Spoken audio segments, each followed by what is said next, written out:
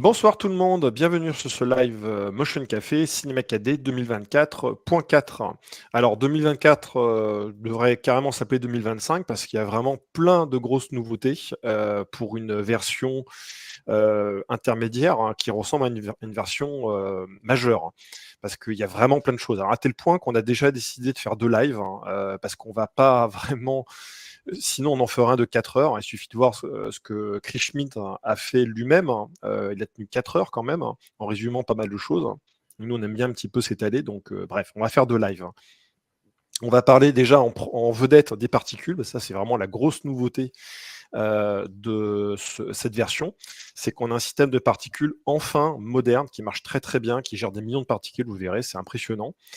Facile à utiliser. C'est un bonheur. Alors il y a ça c'est vraiment le plus important. On va passer, je pense, une bonne moitié du live. Et après, il y a plein de trucs très sympas comme les propriétés, les transferts de propriétés en général. Ça, c'était vraiment, ça manquait.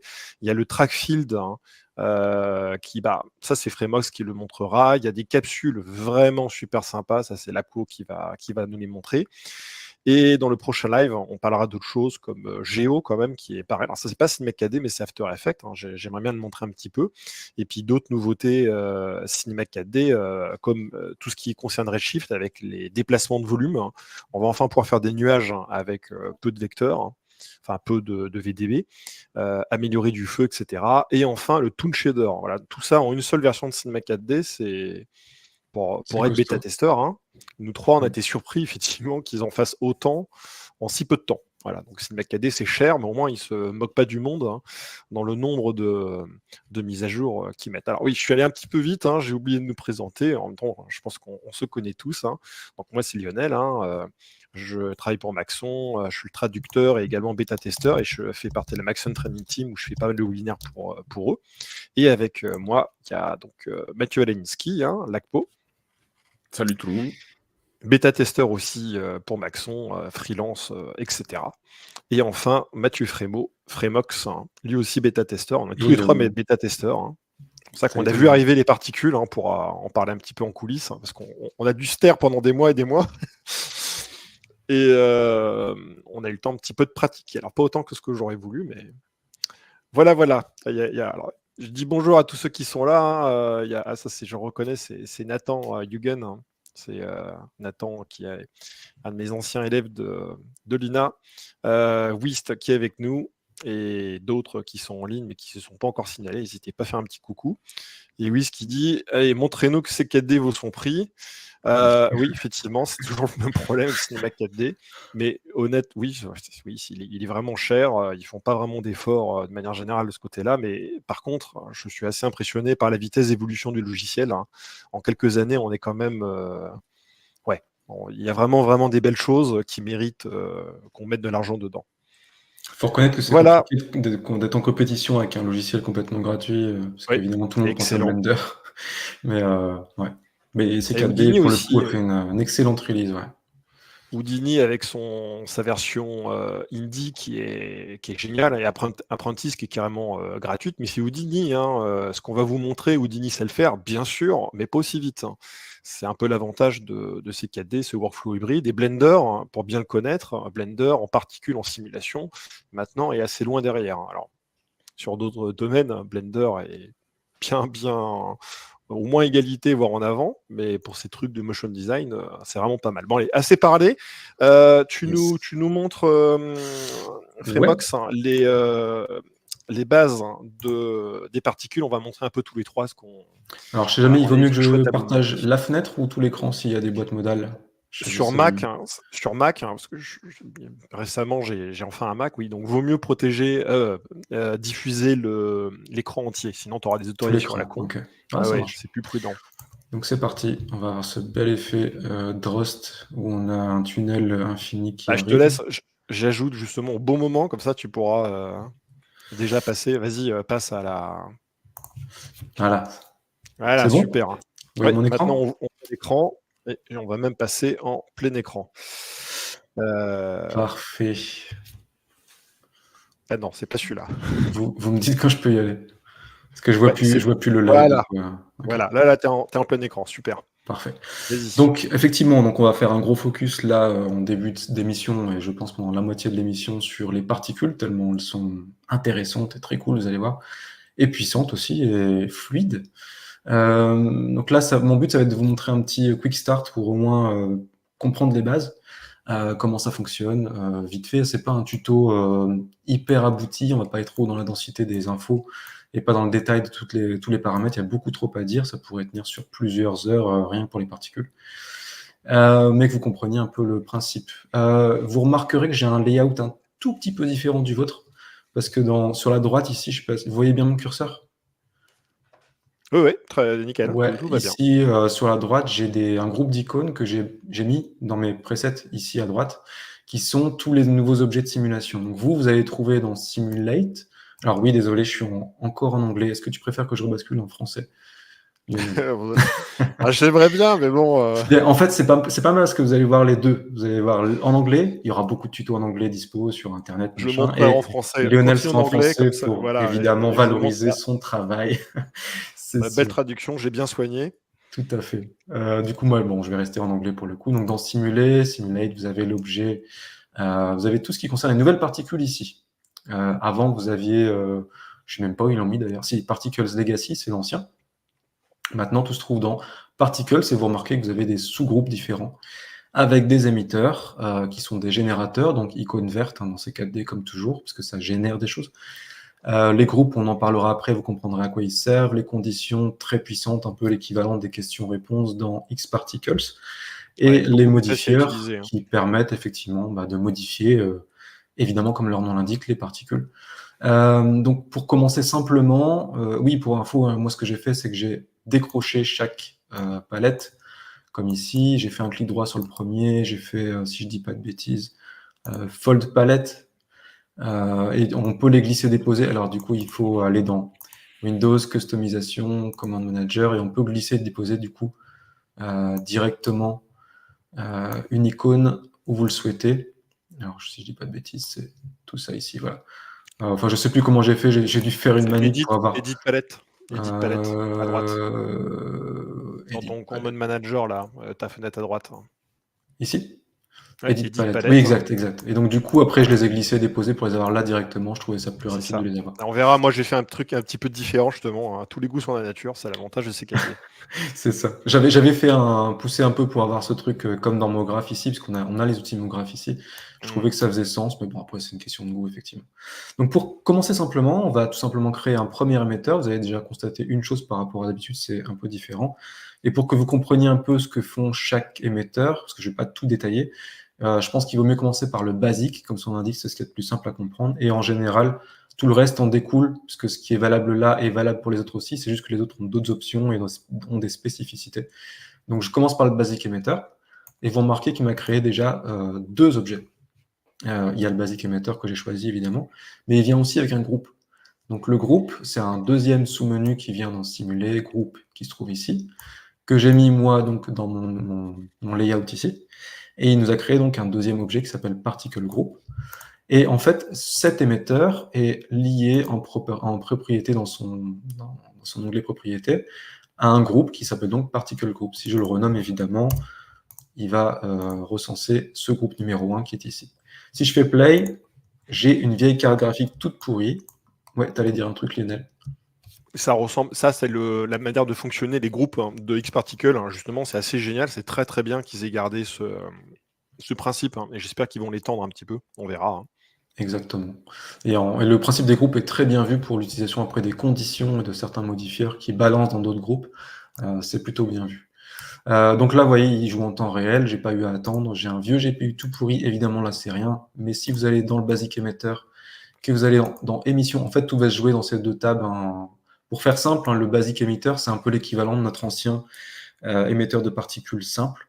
Donc, je ne parle pas de Thinking Particles ni de Xparticles, qui est un plugin tiers, mais de l'ancien qui était natif, où vous avez cette fois deux onglets pour séparer les deux choses.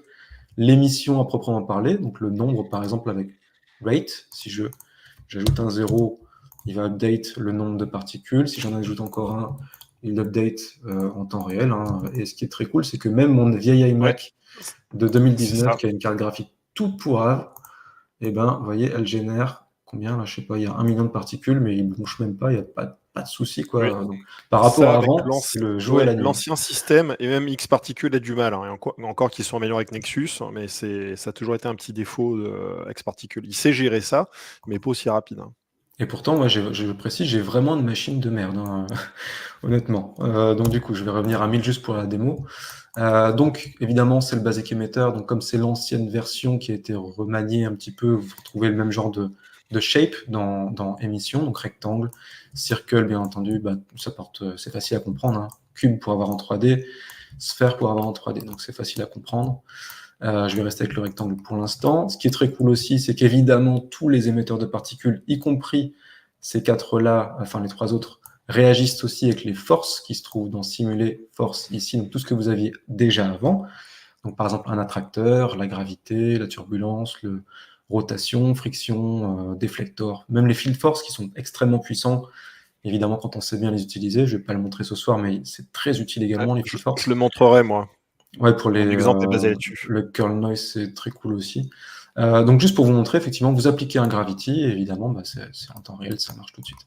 Donc ça prend évidemment toutes les forces d'avant. Donc moi, je l'ai mis pour info, hein, pour le reste du tuto, ici. Toutes mes forces se trouvent là. Donc quand je clique sur le Basic Emitter, il y a donc la shape, la size, bon, on s'en fout, vous avez compris l'idée, vous vous doutez bien que c'est la taille de l'émetteur. Si je vais faire un parallèle avec des outils que vous connaissez, c'est un peu comme si vous sépariez, alors c'est pas tout à fait vrai ce que je vais dire ici, mais l'émission, c'est un peu l'émetteur dans le trapcode particular, et properties, on va dire que c'est un peu l'onglet particles de trapcode particular. Pour faire simple, hein, je fais des raccourcis, mais c'est pour que tout le monde ait un peu sache quoi trouver où. Ce qui est cool aussi, si je désactive temporairement la gravité, c'est que vous avez différents modes d'émission. Donc vous avez constant, qui vous génère évidemment un flot constant de particules, avec plus ou moins de particules, on l'a vu. Vous avez pulse, qui est très cool aussi, qui vous permet de faire des franges de particules avec tant de particules dans pulse que vous le souhaitez pendant une durée prédéterminée. Donc si je veux par exemple, pendant 1 seconde, je veux 10 000 particules, hop, au bout d'1 seconde, il va s'arrêter, on voit bien, je vais laisser un peu plus de temps dans ma timeline, et vous pouvez avoir un gap qui dure autant de secondes que vous le souhaitez. Donc si vous voulez à nouveau 1 seconde, bah, vous allez avoir un truc avec quelque chose de très régulier, avec des carrés, des cubes, pardon, qui sont très réguliers, donc voilà, ça paraît bête, mais c'est cool de pouvoir faire ce genre de truc. Ça peut servir à tout un tas d'effets, avec des choses comme des equalizers, ou ce genre de choses très, très régulières, par exemple. Et vous avez également un autre mode qui s'appelle shot. Shot, c'est tout simplement pour balancer un nombre fini de particules avec count, mais qu'une seule fois. Et du coup, si je mets 0, 0, 0, il va me balancer d'un seul coup tout ça de particules, et puis vous en faites ce que vous voulez après. En fait, ça n'a pas trop de sens de le faire maintenant avec une vitesse comme ça, mais il peut être pratique de faire ce genre de choses quand vous faites des particules sur une surface. On verra tout à l'heure qu'on peut le faire à partir d'une surface, et les laisser en place. Donc, dans ce cas, j'irai dans Properties, on ne l'a pas encore vu, mais le speed est ici, et je pourrais dire, ok, ne bouge pas, reste sur place, et maintenant tu restes en place et tu vas faire autre chose. Les turbulences, par exemple. Voilà, donc c'est les trois modes qui sont très cool, déjà en soi, shot, constant et pulse. Donc je vais rester moi sur constant. Il garde en général l'historique de ce que vous avez fait. Ok, et donc je vais pouvoir maintenant rester dans l'onglet Properties. On l'a vu, j'ai arrêté la vélocité parce que j'ai mis speed à 0, mais par défaut c'est 100, je pense, de mémoire. Donc du coup, dans vélocité, bah, c'est évidemment la vitesse à laquelle les particules vont être émise, et le speed, évidemment, au plus vous l'augmentez, au plus ça va aller vite. Ça va de soi, hein. Si je mets 0,1, ça faisait extrêmement lent, mais ça va quand même 10, on le verra peut-être un peu plus. Ça peut être lent ou rapide. Ce que j'aime beaucoup, moi, c'est jouer aussi avec les différents modes de direction. Ici, vous le voyez, on balance des... Alors, il ne faut pas oublier de revenir à 0 si vous voulez réinitialiser une simulation. Ici, on a comme shape un rectangle, parce que c'est ce que j'ai choisi ici. C'est une forme 2D. Du coup, la normale dans ce contexte-là, c'est l'axe Z, ici la flèche bleue. Donc forcément, quand je suis dans propriété vélocité et que je vais en direction normale, bah, je suis tout simplement la flèche bleue de l'axe Z. Vous pouvez également déployer, alors ça c'est bon à savoir quand même pour les systèmes de particules qui ont été mis dans cette mise à jour. Plein de paramètres ont été cachés. Alors, je dirais pas cachés, mais en fait, ce que vous risquez de ne pas utiliser trop souvent est caché sous une petite flèche ici. Donc, dès que vous voyez une petite flèche, n'hésitez pas à la déployer pour voir ce qui s'offre à vous comme option. Ici, par exemple, le speed, je trouve que c'est très régulier, beaucoup trop mono vitesse. J'aimerais avoir quelque chose de plus naturel. Mais vous pouvez déployer speed, et vous voyez que vous avez un petit paramètre speed variance qui apparaît. Et en vrai, la variation de paramètres, vous l'avez dans beaucoup de paramètres, mais il faut penser à dérouler. D'accord? Donc pareil pour le radius. Ici, vous avez, on verra après le radius, mais ici, la variance, vous le déroulez et vous la trouvez. D'accord? Donc speed, si j'ajoute un peu de variation, je peux dire 25. Maintenant, ici, vous voyez, elles ne vont plus toutes à la même vitesse. On voit qu'il y a une espèce de parallaxe qui se fait là, parce que certaines vont plus vite, d'autres plus lentement. Donc je le disais, la direction, par défaut, c'est normal. Moi, ce que j'aime bien, c'est passer en mode radial. Radial, comme son nom l'indique, permet de faire quelque chose qui radie depuis le centre de l'émetteur, ce qui nous permet d'avoir tout un tas d'effets vachement cool qui semblent exploser en réalité. Donc c'est vachement cool, et par défaut, en fait, c'est c'est autour de l'axe de la normale, ce qui veut dire que par défaut, vous êtes sur un mode 2D. Donc ça, c'est vraiment utile aussi pour tout un tas d'effets motion graphics. Le radial reste en 2 dimensions par défaut. Par contre, vous pouvez, si vous le souhaitez, avoir quelque chose de plus sphérique, si vous déroulez la direction, et si vous venez jouer avec le spread, qui veut dire diffuser en anglais. Et par défaut, c'est 0 degré, mais si je fais 45 degrés, par exemple, ici, vous voyez que maintenant, je diffuse mes particules dans plus de sens, jusqu'à 45 degrés d'angle de variation. D'accord? Et si évidemment vous mettez 360, vous avez une sphère parfaite, même si vous étiez sur une shape qui était complètement 2D. Ensuite, vous avez la direction random. Donc là, c'est comme son nom l'indique, c'est complètement random. Vous avez target qui est intéressant aussi. Si je viens créer un nul ici et que je viens le placer en l'affichant comme ça. Voilà. Vous voyez, j'ai une sphère qui est un nul. Enfin, j'ai un nul qui ressemble à une sphère. Si mon basic emitter, je lui dis dans Properties d'aller venir en mode target, prendre ce nul comme target, ce qui est pas mal, c'est qu'il va pouvoir maintenant... alors, je crois que c'est parce que j'ai un spread qui est à 360 degrés, mais si je viens faire ça 0 degré, vous voyez, maintenant les particules vont suivre la target. Donc, c'est vraiment comme une cible, en fait. Donc, l'air de rien, ça n'existait pas avant. Je trouve ça plutôt cool aussi pour aller viser avec un émetteur de particules, un canon, ce que vous voulez, une cible. D'ailleurs, c'est seulement à l'émission, c'est-à-dire que si on bouge le nul, ça suit avec un retard, puisque forcément, c'est pendant l'émission. Donc, effectivement. Mais ça permet de faire déjà tout un effet cool en réalité. Ça ne va pas s'attacher à l'objet, effectivement, mais c'est lors de l'émission, elle va prendre la direction de la cible, ce qui donne tout un tas d'effets déjà pas mal cool en réalité, puisqu'on peut faire des choses comme ça si vous animez votre nul. Voilà. Donc je vais rester ici sur un mode un peu plus basique, on va dire, normal. Ok. Voilà. Ça va pour vous, j'imagine que je vais pas trop vite. Je passe en surface, tous les trucs. Après, il y a plein d'autres paramètres. On va pas voir tous les détails, effectivement, parce qu'il y en a vraiment beaucoup. Effectivement, ouais. Juste 2 ou 3 autres paramètres supplémentaires qui sont importants dans les basic émetteurs, parce qu'après, c'est pareil pour les autres émetteurs. Le radius est important aussi. Si je fais un rendu maintenant en mode Redshift, vous allez constater que déjà, il va être capable de... Alors, j'ai encore une fois une carte graphique toute pourrie, donc il va galérer sur le Redshift. Mais vous voyez que sans même mettre aucune géométrie, sans mettre de tag Redshift, etc., on a déjà incroyable. Ils ont intégré un truc sans que ça soit compliqué. C'est incroyable. C'est assez fou. Ouais. En vrai, c'est déjà visible en tel. Et en réalité, vous pouvez déjà changer la couleur.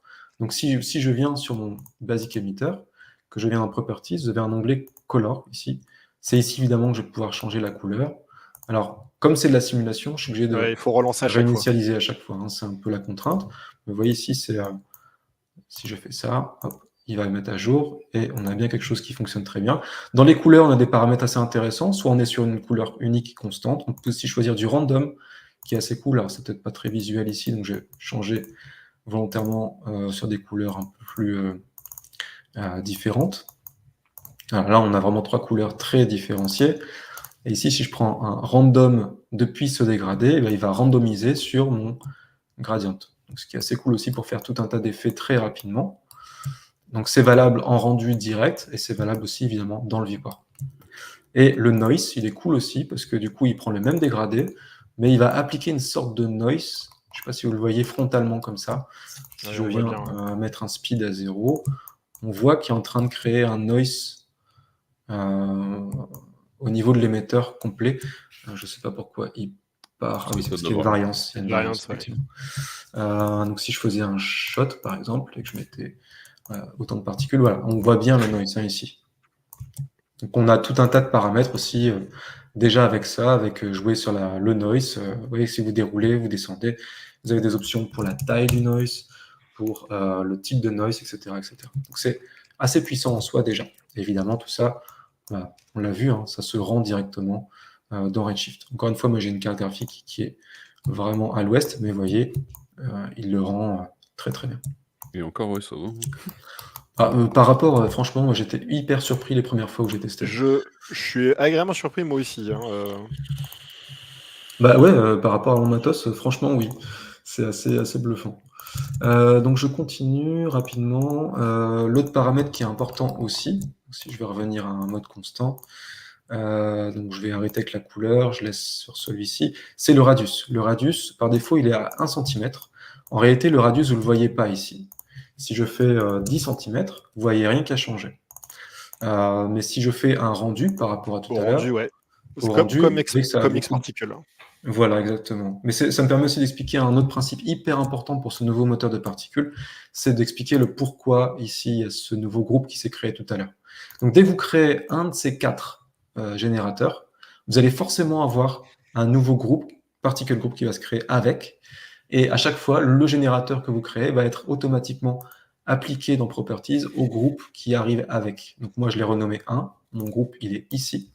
Et si je le souhaite maintenant, je peux aller en cliquant sur le groupe. J'aurais peut-être dû le laisser nommer groupe pour que ce soit bien je vais laisser groupe. Voilà. Parce que 1, c'est pas très parlant. Voilà. Ça, c'est un groupe par défaut.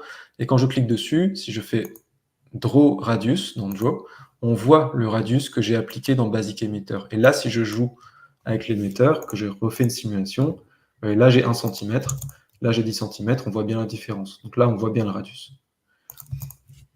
Okay.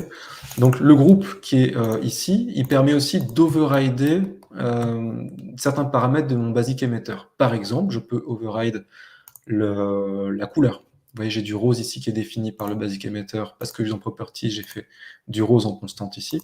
Si dans groupe, maintenant, je viens faire override non-constant, je peux override, comme vous le voyez, donc écraser la couleur.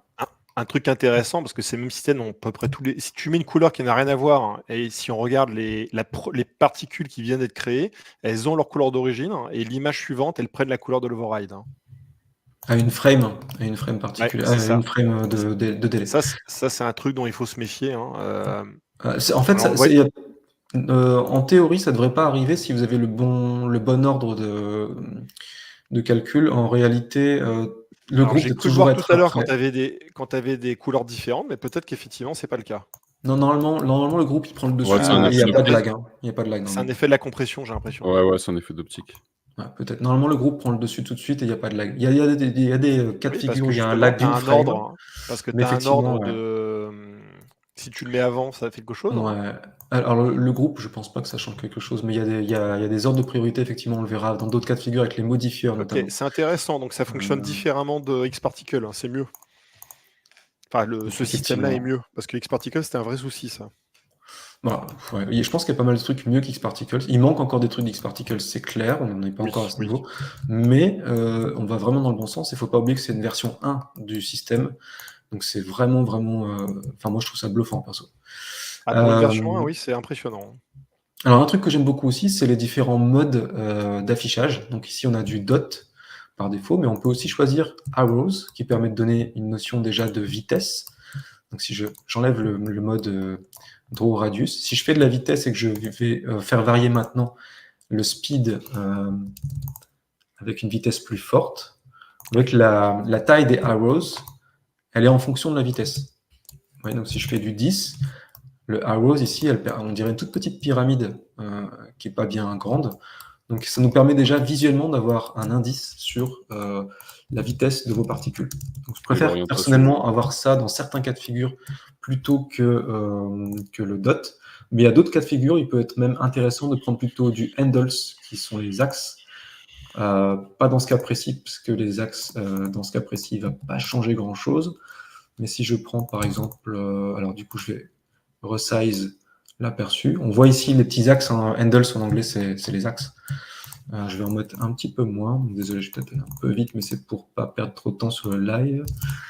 Voilà, c'est pour que vous puissiez bien comprendre l'orientation de vos particules. Ça, c'est important aussi, parce que par définition, par défaut, même si vous avez, alors je vous le disais tout à l'heure, ça marche avec les gravités, ça marche donc aussi avec les turbulences, par exemple. Donc, si j'ai une turbulence, voilà, je fais ça, ok, vous voyez que là, ça turbule. Je ne sais pas si ça se dit en français, mais vous avez l'idée. Mais vous remarquez une chose, c'est que la position, exactement, la position bouge, mais les axes, et c'est tout l'intérêt d'avoir affiché des axes, on voit que ça ne bouge pas. Donc, vous allez voir après comment fonctionnent les modifieurs. Les modifieurs se trouvent donc dans simuler modifieur. Il y en a une pelletée, franchement, il y en a plein, ils sont tous très, très, très, très cool. Mais par exemple, il y en a un qui s'appelle Look. Le look ici, qui permet de regarder envers la trajectoire. Et comme il bouge, eh ben, ça va tout simplement les tourner dans le bon sens. Ça paraît tout bête, hein, mais par défaut, ce n'est pas le cas. Donc, c'est à vous de choisir d'ajouter un modifieur qui va affecter aussi l'orientation de vos particules pour que tout soit bien correct au niveau de sa trajectoire. Donc là, vous pourriez rendre ça comme des objets. On verra tout à l'heure des exemples. Lapo et Lionel ont sûrement montré des exemples aussi avec des objets ou des rendus Redshift avec une instance d'objet. Là, j'ai que des axes, mais c'est pour vous expliquer quand même que les particules ont un alignement en interne. À vous, par contre, de le forcer à regarder dans le bon sens avec, par exemple, ce modifieur. Je le rappelle, moi, je l'ai ici en preset, mais c'est dans Modifier, Look. Ici. Je suppose que tu as traduit ça par regarder, Lionel, en français? Non, justement pas, je l'ai mis. C'est orientation ou direction. On va voir tout à l'heure qu'est-ce que j'ai mis. Ok. Je trouve très ambigu. Pour moi, c'est l'orientation, ça. Ouais, c'est parce qu'il y a deux trucs, en fait. On verra tout à l'heure, mais il y a look, et il y a spin, et il y a turn. C'est ça, voilà. Ces trois-là sont mal nommés en anglais déjà, et j'avais un peu lutté à trouver les bons termes en français. Et d'ailleurs, la version espagnole, du coup, on a nommé deux exactement pareil. Bon. En tout cas, si vous avez vu un petit peu, hein, il vous suffit d'ajouter n'importe quoi de là pour que ça soit directement effectif. Hein. On verra après comment le contraindre à un groupe, parce que ça, c'est important aussi de le comprendre, pour n'affecter qu'une partie des émetteurs et pas tout.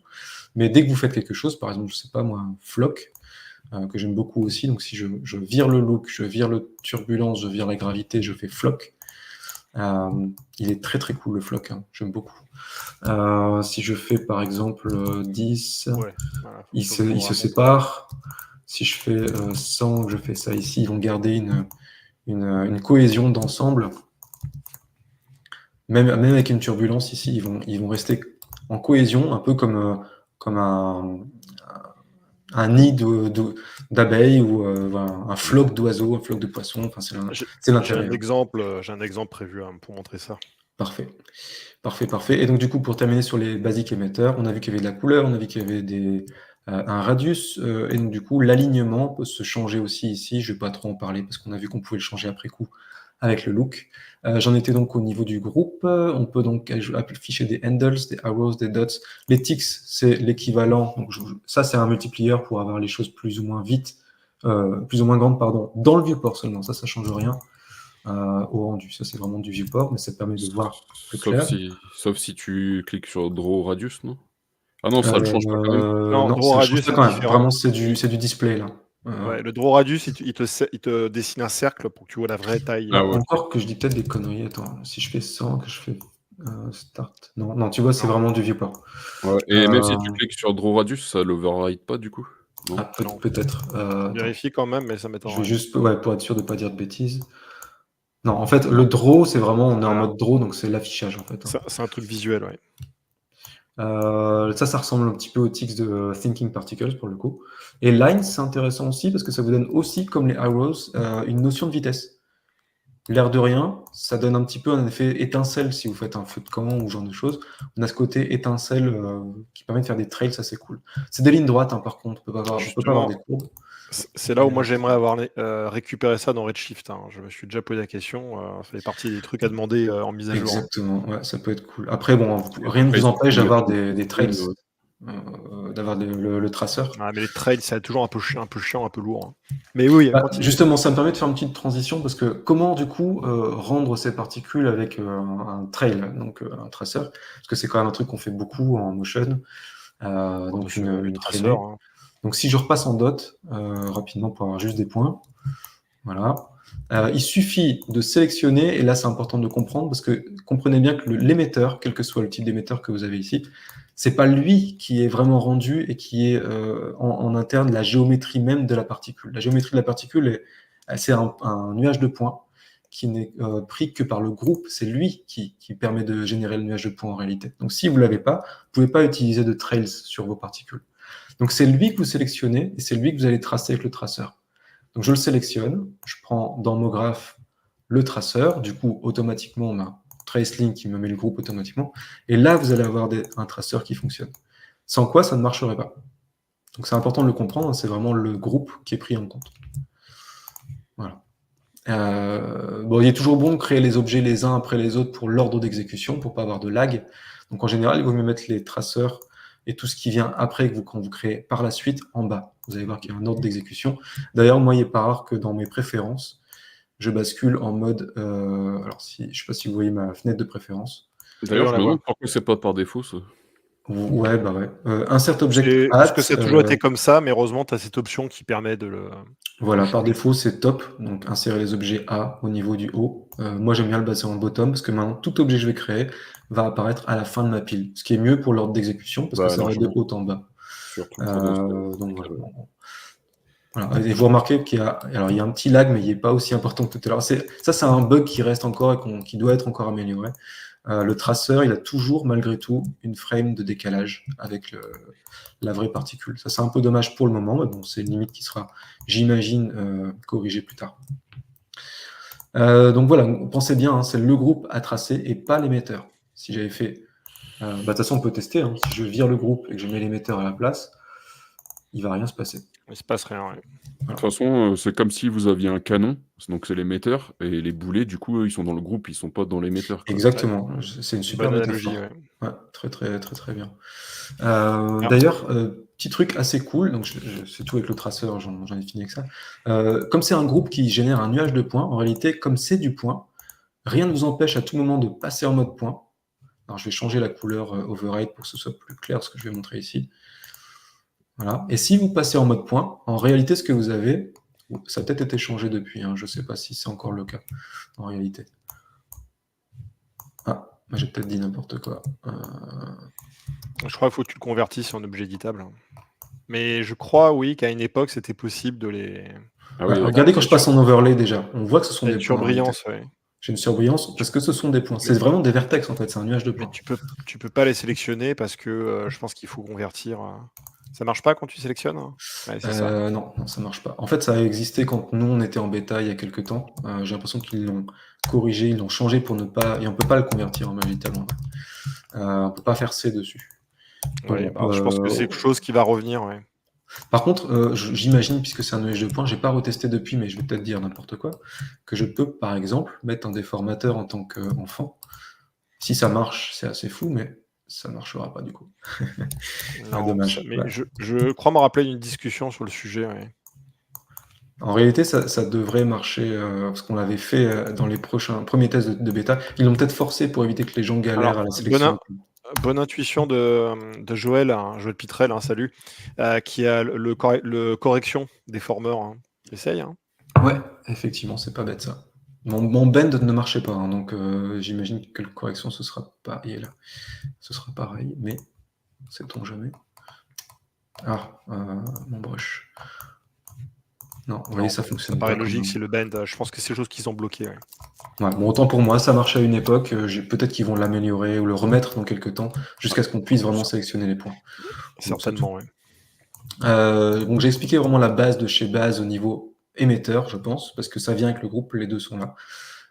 Pour aller rapidement sur la suite, ce qui fait vraiment la force maintenant de tout ce système, c'est le système de conditions et de modifieurs. C'est-à-dire, comment, grâce à des conditions en disant, c'est un peu les questions-réponses de Xparticles, en disant si ça répond à cette condition, utilisez tel modifieur. Et là, en fait, du coup, vous débloquez tout un tas de trucs très très cool. Donc si je reviens à mon émetteur de base, j'ai quelque chose comme ça. Je vais peut-être repartir sur un truc. D'ailleurs, c'est plus logique de l'avoir appelé condition, parce que des fois, tu arrives dans Xparticle, tu dis qu'est-ce qu'il Ouais, carrément. Alors, leur système, il est puissant, leur système de questions-réponses, mais il est très compliqué, très lourdingue à mettre en place. Donc, basiquement, j'émets des particules en constant, très bien. Je veux que... il y a un truc dont j'ai pas parlé non plus dans les properties, c'est l'âge. Effectivement, c'est con, mais si vous laissez à 0 le lifetime, donc l'âge, à 0 frame, ça veut dire que les particules sont infinies, elles vont jamais mourir.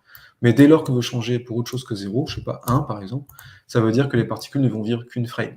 Si je mets 15, elles vont mourir à 15 frames. D'accord?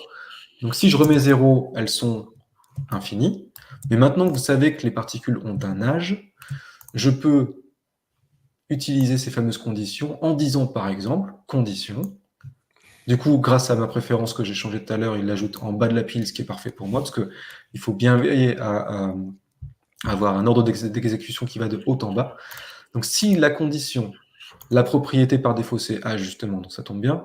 Si la condition est en comparaison supérieure, donc greater than, à par exemple 25 frames, donc quand ça aura dépassé 25 frames, 25 images de durée d'âge, alors fait quelque chose. Alors ce fait quelque chose, vous ne le trouvez pas là-dedans, ça c'est juste la condition.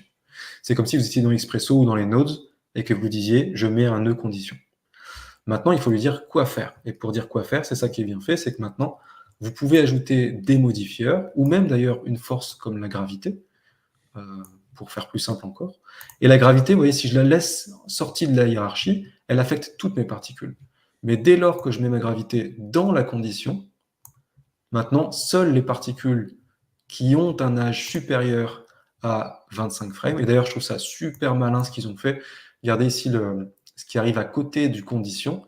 On voit tout de suite, rien qu'en un coup d'œil, que ma condition, c'est quoi? L'analyse, l'âge, supérieur à 25. Et c'est quand même sans même le sélectionner, je sais déjà que c'est ça. Dans Xparticule, la même chose, c'est au moins 5 ou 6 clics. Je me souviens plus, mais c'est assez dingue. Alors du coup, là, on peut faire tout un tas de trucs. Par exemple, je peux lui faire changer de groupe. Donc il me suffit pour ça de créer un nouveau groupe, donc particle group, ici ou ici. Je vais l'appeler 2, par exemple. Lui, je vais le forcer en étant override mode constante rouge. Donc vous voyez, mes particules de début, elles sont blanches. Je vais lui dire condition. Et dans les modifieurs, après à 3, on va montrer un peu la plupart des modifieurs existants dans des cas de figure plus concrets. Vous avez par exemple switch group. Voilà. Si je prends switch group, que je le mets en tant qu'enfant de condition, je vais virer gravité du coup. Non, le gravité, je vais mettre dans le groupe 2, comme ça on sait que ça va n'affecter que le groupe 2. Voilà. Pour l'instant, ce qui se passe, c'est que switch group, il ne référence aucun groupe, il attend qu'on target un groupe. Pour l'instant, on a des espèces de petites plus, des petites tics en rose, c'est parce que le groupe est inexistant. Mais si je viens glisser-déposer mon groupe numéro 2, on voit que le gravité qui n'affecte donc que le groupe numéro 2 et que j'avais colorisé en rouge, voilà, on a affecté ce truc-là. Et ce qui est vraiment cool, c'est que maintenant, je peux combiner les groupes les uns après les autres avec des systèmes de conditions qui peuvent être d'ailleurs imbriqués les unes dans les autres. On peut aller très loin dans le système d'arborescence. Et donc, du coup, je peux ajouter, je sais pas moi, un turbulence, un flock, un predator prey, un look pour faire regarder quelque chose, un color mapper. On verra aussi tout à l'heure des exemples assez cool de color mapper. On peut faire du pyro advect. Si vous savez déjà utiliser pyro, c'est très cool aussi pour faire des particules qui suivent un flot de fumée ou de feu. Donc si je fais par exemple flock, que je mets là-dedans. On va voir grand-chose. La gravité va tout casser. Ouais, mais si je fais flock ici et que je booste un peu plus ça ici, tac, voilà, là on voit que le flock n'affecte que les particules une fois les particules plus âgées que 25 frames. Si je veux changer ça et le mettre plus loin, mon changement de propriété, je change juste la value. Je mets 50 par exemple au niveau des propriétés. Et vous voyez là, ça a mis les particules plus loin. Donc c'est tout ce principe-là qui fait que maintenant on a un système qui est vachement puissant, avec en plus de nombreuses particules possibles. J'ai pas encore parlé des émetteurs un peu plus complexes, mais le basic emitter, on a vu la base. On les verra plus tard, on a déjà 40 minutes. Ouais, Tu peux montrer un exemple concret, parce que sinon on va durer 3 heures. Là. Exactement. Donc, pour vous montrer un exemple concret, la base de la base, quand on fait des particules, c'est quoi? C'est un feu d'artifice. Donc, du coup, comment je vais faire ça? Un basic émetteur, tout simplement, je vais le tourner vers le haut. Voilà. Si je fais play, j'ai des particules qui montent vers le haut, parfait. Hop, je vais mettre un peu plus de vie, de longueur ici. Je vais faire une émission qui ne va pas être constante, mais plutôt un pulse. J'aime bien mettre des petits feux d'artifice qui partent toutes les... voilà, des petits shots comme ça. Ça génère des particules, pas trop, un petit peu. Dans le propriété, je vais faire aller beaucoup plus loin, beaucoup plus haut, parce que c'est des feux d'artifice, il faut que ça parte loin dans le ciel. Donc je les fais aller très très loin, donc on voit peut-être même plus les particules au bout d'un moment. C'est le moment d'ajouter une gravité, donc je vais aller dans simuler force gravité, ou alors moi je l'ai directement ici. Du coup, on a ce genre de simulation. Mon émetteur, je vais peut-être en mettre un chouïa moins. Je vais faire 1 et 12. Voilà, ça génère 2 particules avec un gap un peu plus important. Je vais m'en faire qu'un en vérité. Hop. Ok. Voilà. Pour bien voir ce que je fais, moi j'aime bien ajouter un traceur. Donc je vais aller dans Cloner, traceur, après avoir sélectionné mon particle group. Le particle group, je vais le renommer tout de suite main, parce que ce sont mes particules de base. Je sélectionne, je prends le traceur et ça me génère des trails. Le trail, moi ce que j'aime bien faire, c'est lui dire from end et dire tu vas durer 12 frames, comme ça après le trail ne dure pas toute la vie de la particule, sinon après c'est le bordel. Ce que j'aime bien aussi dans l'émetteur de particules, comme ça c'est pas être tout droit tout le temps, c'est lui dire propriété, speed variance, je vais lui ajouter un petit peu de variance, voilà, pour pas que ce soit exactement la même chose. Et j'aime bien aussi jouer sur le spread. Je rappelle que c'est caché, ces paramètres-là, mais il faut le dérouler. Spread, je vais mettre 30 degrés pour pas que ce soit tout le temps tout droit. Voilà, donc on a quelque chose qui fait ça. Ok, donc comme je n'ai pas mis de chiffres dans lifetime, elles sont infinies, ces particules. Et je vais lui dire maintenant condition. Donc, condition. Quand ton âge est supérieur, donc greater than, à, je sais pas moi, on va dire 30, on va tester 30. À 30, change de groupe. Donc je vais créer un autre groupe ici, particle group. Non, je ne vais même pas faire de groupe pour l'instant. Je vais utiliser un autre émetteur qui s'appelle le reproduce. Alors attention avec le reproduce, vous pourriez faire crasher votre C4D sans faire attention. Donc le reproduce, tout simplement, c'est le spawn de X-Particles, c'est ce qui permet de générer des particules à l'endroit d'une autre particule. Mais attention, si vous ne faites pas attention à ce que vous faites, vous pouvez crasher C4D. Donc je vais, moi, mettre un reproduce en tant qu'enfant du condition. Donc le reproduce ne va avoir lieu que quand l'âge est supérieur à 30. Et le reproduce, en reproduction, je vais lui ajouter 30 ici. Et vous remarquez que dès que j'ai fait reproduce, il est venu avec un nouveau groupe qu'il a appliqué lui-même. Et lui, ce groupe-là, je vais l'appeler spawn, parce que c'est ceux qui seront reproduits. Et le reproduce, comme vous le regardez ici, dans le groupe, il est déjà affecté au groupe spawn que je viens de renommer. Dans ce groupe-là, je vais le passer dans une autre couleur pour que vous ayez bien la différence avec l'autre. Donc je vais faire constant, donc il va être rouge. Et en théorie, dès que je spawn une particule, elle devrait passer en rouge au bout de 30 frames. Voilà, parfait. Donc là, on voit que ça génère des particules à la place des autres particules, mais ce n'est pas ce que je veux faire ici. Ce que je veux faire, c'est faire exploser les particules comme un vrai feu d'artifice. Donc je vais dire reproduce. Je vais dire dans reproduction kill source pour pas que les particules vertes de mon premier groupe main restent. Donc je vais faire kill. Donc si je fais ça, normalement ça kill la particule et ça génère des particles. Très bien. Et je vais dire properties, je vais dire expectation. Donc ça c'est le lifetime expectation, ça veut dire combien de temps ça dure. Je vais dire fais-moi ça pendant, je sais pas, 8 frames par exemple, avec un peu de variance, pourquoi pas. Ok. Et reproduction, si je viens prendre mon traceur que je mets à la fin et que je référence aussi mon spawn pour aussi avoir les trails. J'ai quelque chose qui permet déjà d'être un petit peu tracé, mais on remarque que c'est toujours bizarre parce que les particules émises sont un peu cheloues, elles vont dans une direction bizarre. Ça, c'est tout simplement parce que le reproduce, c'est un émetteur à part entière, et il a aussi des properties de velocity. Et par défaut, on est sur axis. Mais si je fais radial, je vais montrer tout à l'heure, c'est ce qui permet de faire un peu exploser, et je fais quelque chose d'assez fort en termes de vitesse, que je fais, je sais pas moi, un peu de variance, que je fais un spread de, je sais pas, 60 par exemple, avec 90. Ok. Normalement, je vais avoir quelque chose qui ressemble plus à une explosion de particules de feu d'artifice. On a quelque chose de beaucoup plus cohérent par rapport à un feu d'artifice. Vous voyez, c'est vraiment cet aspect radial qui permet, avec un peu de variation et de spread, de donner ce côté feu d'artifice pour le coup. Random marche bien aussi pour ça.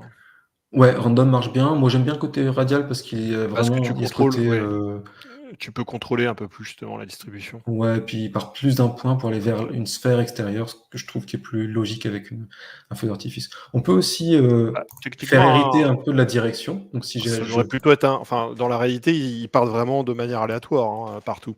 Mais oui, de toute façon, c'est visuel. On n'est pas là pour faire du réalisme. C'est ça. Il y a un petit paramètre qui est assez caché aussi, direction inhéritance. Par défaut, il ne le prend pas, parce que c'est 0. Mais si je fais ça, il va hériter de plus en plus de la direction prise par la main. Vous voyez, donc si je vais à 100%, il explose même plus en vrai. On a plus l'impression d'avoir une espèce de faisceau de trucs. Donc voilà, du coup, et ce qui est intéressant, c'est qu'on peut aussi maintenant se servir du reproduce pour faire suivre, par exemple, le main, pour avoir une traînée, un peu comme les auxiliary systems dans un trapcode particulier. Donc si je viens prendre par exemple le reproduce, j'en refais un, reproduce, lui je vais le mettre dans ici, tout simplement. Il faut faire attention. Ouais, normalement ça devrait suivre toutes les particules, parce que ici je n'ai pas dit que ce soit pour tel groupe ou tel groupe, je l'ai mis au même niveau que la gravité, donc ça devrait affecter toutes mes particules. Si je fais ça, voilà, je ne sais pas si vous voyez, mais il y a des petites particules qui sont générées. Alors, j'ai peut-être pas mis beaucoup, mais je vais en mettre beaucoup plus. Je vais mettre, allez, 100, pourquoi pas. Je vais mettre radial, je vais mettre 25, 5. Normalement, on devrait avoir une espèce de traînée. Voilà. Le problème qui se pose, c'est que la traînée est affectée aussi par les gravités. Donc, du coup, ce que je vais faire, c'est que je vais le mettre uniquement pour le premier groupe. Voilà. Là, on a vraiment ce côté trails à la auxiliary system de trapcode particular. Et vous voyez que ça n'affecte que mes mains. J'ai pas de traînée de particules pour les autres. Vous voyez? Et ce que je vais faire ici, c'est que dans reproduce property, je vais dire aussi expectation, pardon. Je vais mettre 8 frames. Du coup, elles vont mourir assez vite. Et ce que j'aime beaucoup faire aussi, c'est dire... alors, il y a un modifier que j'aime beaucoup, c'est le data mapper ou le color mapper. Vous voyez ici, il y a une couleur. Alors, du coup, attention, quand j'ai fait mon reproduce tout à l'heure, il y a un nouveau particle group qui s'est créé ici, que je vais appeler maintenant trail. Ok. Et donc, du coup, trail, si je lui mets une couleur constante, vous voyez que c'est passé en rouge, je vais le mettre en mauve pour que ce soit bien différent du reste. Et lui, je vais lui faire un color mapper. Et le color mapper, si vous regardez bien, il me permet de mapper les données de mes particules. Par exemple, si je choisis H percentage et que je mets 0 à 100%, par rapport à la durée de vie de mes particules générées par ce reproduce-là, ça me permet de faire autre chose. Donc, par exemple, ça me permet de coloriser en ce gradient. Donc, si je regarde maintenant ma simulation, ça n'a pas du tout marché. Pourquoi? Parce que j'ai override en faisant constante. Voilà. Là, on voit ce que ça donne. Vous voyez, quelle que soit la durée de vie que je mets dans reproduce, alors je devrais l'appeler trail, celui-là, pour qu'on sache bien que lui va avec lui. Vous voyez, quelle que soit la durée de vie, donc si je fais 15 ici, même si j'ai une durée de vie qui varie de 10 frames, par exemple,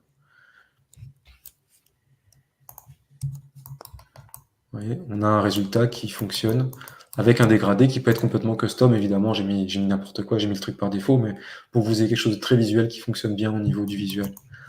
Et quand on pousse un peu plus les paramètres, on peut faire des trucs un peu plus balèzes en Fireworks. J'aime bien jouer aussi sur l'aperçu, avec des trails, des auxiliary systems pour ceux qui ont spawné, avoir des couleurs et des trailers et des traceurs spécifiques pour chaque objet. Et oui, on peut arriver à quelque chose d'assez sympa. Donc j'espère que ça vous a permis de comprendre les bases des émetteurs, des groupes, et de comment on affecte un modifieur dans certains groupes ou on n'affectait que certains groupes. En tout cas, ce sont les bases du système. Surtout, c'est très facile à... Moi, quand j'ai fait le premier feu d'artifice, j'y suis arrivé sans lire la doc et sans vraiment regarder le tuto en quelques minutes à peine. Dans X-Particle, tu fais quelque chose de largement si joli, mais c'est nettement plus compliqué. Il y a beaucoup plus de boutons. Bon, c'est normal parce qu'il est plus vieux, X-Particle. Ouais. Mais, et puis là, encore une fois, il est en temps réel sur ton ordinateur, c'est comme chouette. Ce qui n'est pas trop le cas vraiment de Particular. Alors, notez, Particular a eu des belles améliorations de vitesse dans la dernière version. C'est le bouquet final, je montre le bouquet final. Ouais, voilà. En quelques clics, on arrive à faire des trucs. Bref, en tout cas, c'est cool. Ouais. Je vous laisse la main pour la suite. Alors, je vais prendre... alors, attends. Je revois un petit peu nos notes. Alors, je vous montre...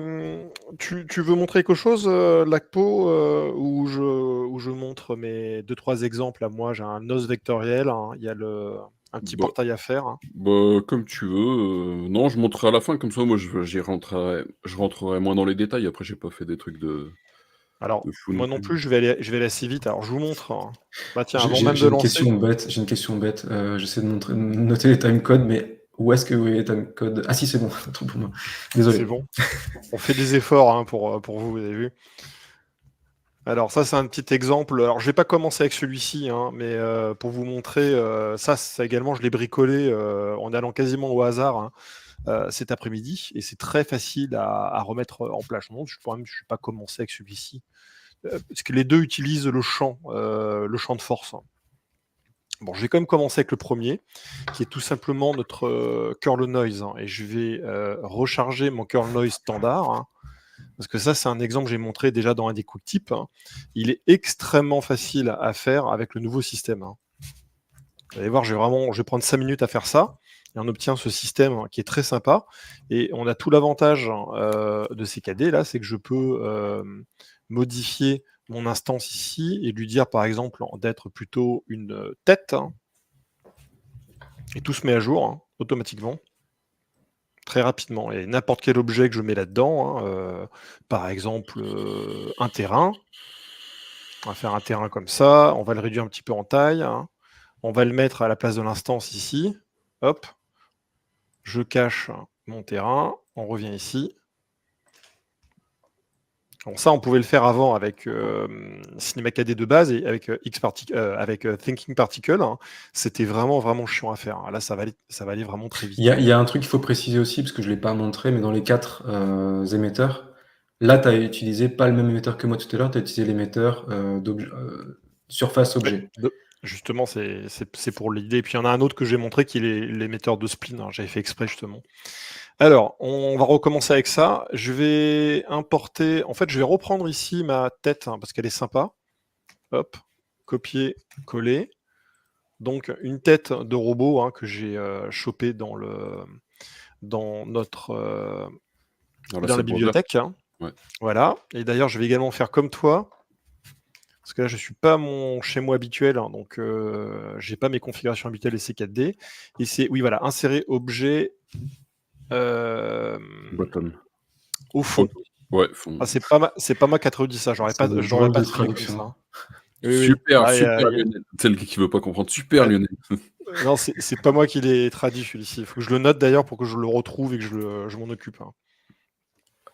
Oui, parce qu'en plus, c'est pas cohérent. Ah si, ouais. Bon, bref, je découvre des choses, vous voyez.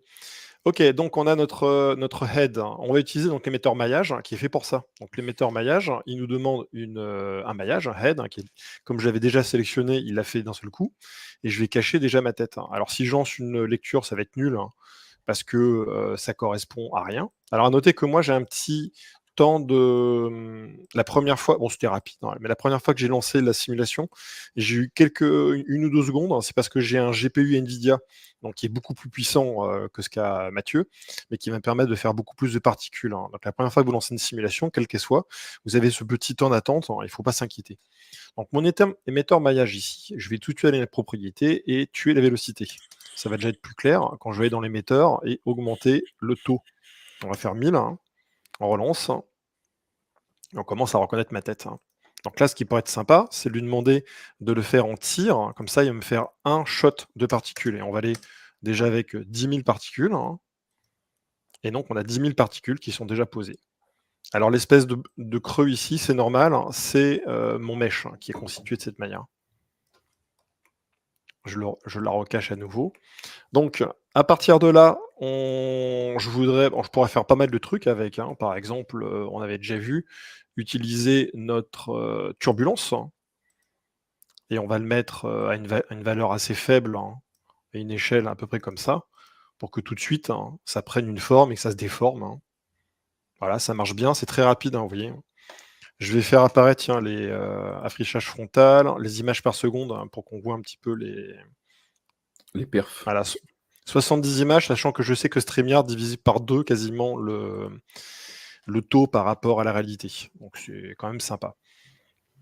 Ok, je veux dire la turbulence parce que c'est pas ça qu'on veut faire. Alors ce que je veux faire à la place, c'est utiliser notre champ de force. Hein. Ça, c'est méga puissant, le champ. Et ça fonctionne pareil hein, depuis un petit moment. Il va nous permettre de créer notre propre champ vectoriel hein, qui va permettre de construire notre univers. Pour bien utiliser le champ de force, hein, il faut l'utiliser avec un champ vectoriel que je vais créer à partir de notre tête. Donc, je vais faire apparaître ici notre générateur de volume. Hein. Je vais faire glisser la tête à l'intérieur. Hein. On va cacher la tête, donc on n'a plus besoin de voir. Hein. Notre générateur volume, je vais lui demander maintenant de me créer un champ vectoriel. Hein. On va diminuer sa taille hein, de voxels, hein, et pas besoin d'avoir beaucoup de voxels. On va en mettre 4 par exemple. Je pense que 4 c'est pas mal. Hein. Voilà, on a cette espèce de forme générale. Hein, et maintenant, ça va donc donner une direction à nos vecteurs quand on mettra ça dans le champ de force, hein, qui est ici. En l'occurrence, là, je veux faire quelque chose en plus, c'est rajouter par-dessus un champ randomisation. Donc je le fais glisser dans notre générateur de volume, hein, par-dessus. On voit qu'il apparaît sous la forme d'une boîte, donc on lui demande en bas espace de création, objet du dessous, maintenant il s'applique à l'ensemble, et on va lui demander de faire un produit. Maintenant, vous voyez déjà, ouais, on ne le voit pas trop, mais bon, il y a des espèces de cercles qui sont créés comme ça. Donc, je vais maintenant aller chercher mon Perlin qui marche très bien pour ça, augmenter la taille, et on commence à voir nos champs vectoriels. Hein. Vous voyez ? Ouais. C'est fou que juste le mode produit puisse permettre de tourner dans l'autre sens les vecteurs. Je viens de me rendre compte qu'avant c'était le long de la normale, mais le fait de passer en mode produit avec la randomisation, ça fait. Oui, Ça tourne c'est le le long de la normale. cross-product. Hein. Cross-product qui est un produit, effectivement, mais en anglais, c'est plus clair parce que c'est cross, en fait, à la place de produit. Ouais. Mais effectivement, en français, c'est traduit par produit, ce qui est logique. Hein. On a plus l'habitude de voir le cross-product, hein. Parce que c'est effectivement les maths vectorielles. Hein. Donc, je vais avoir besoin de faire 2-3 trucs rapides par-dessus. Il faut normaliser les vecteurs. Hein. À 1, ça c'est pour garder donc une intensité qui va être comprise entre 0 et 1, pour éviter des trop grands écarts.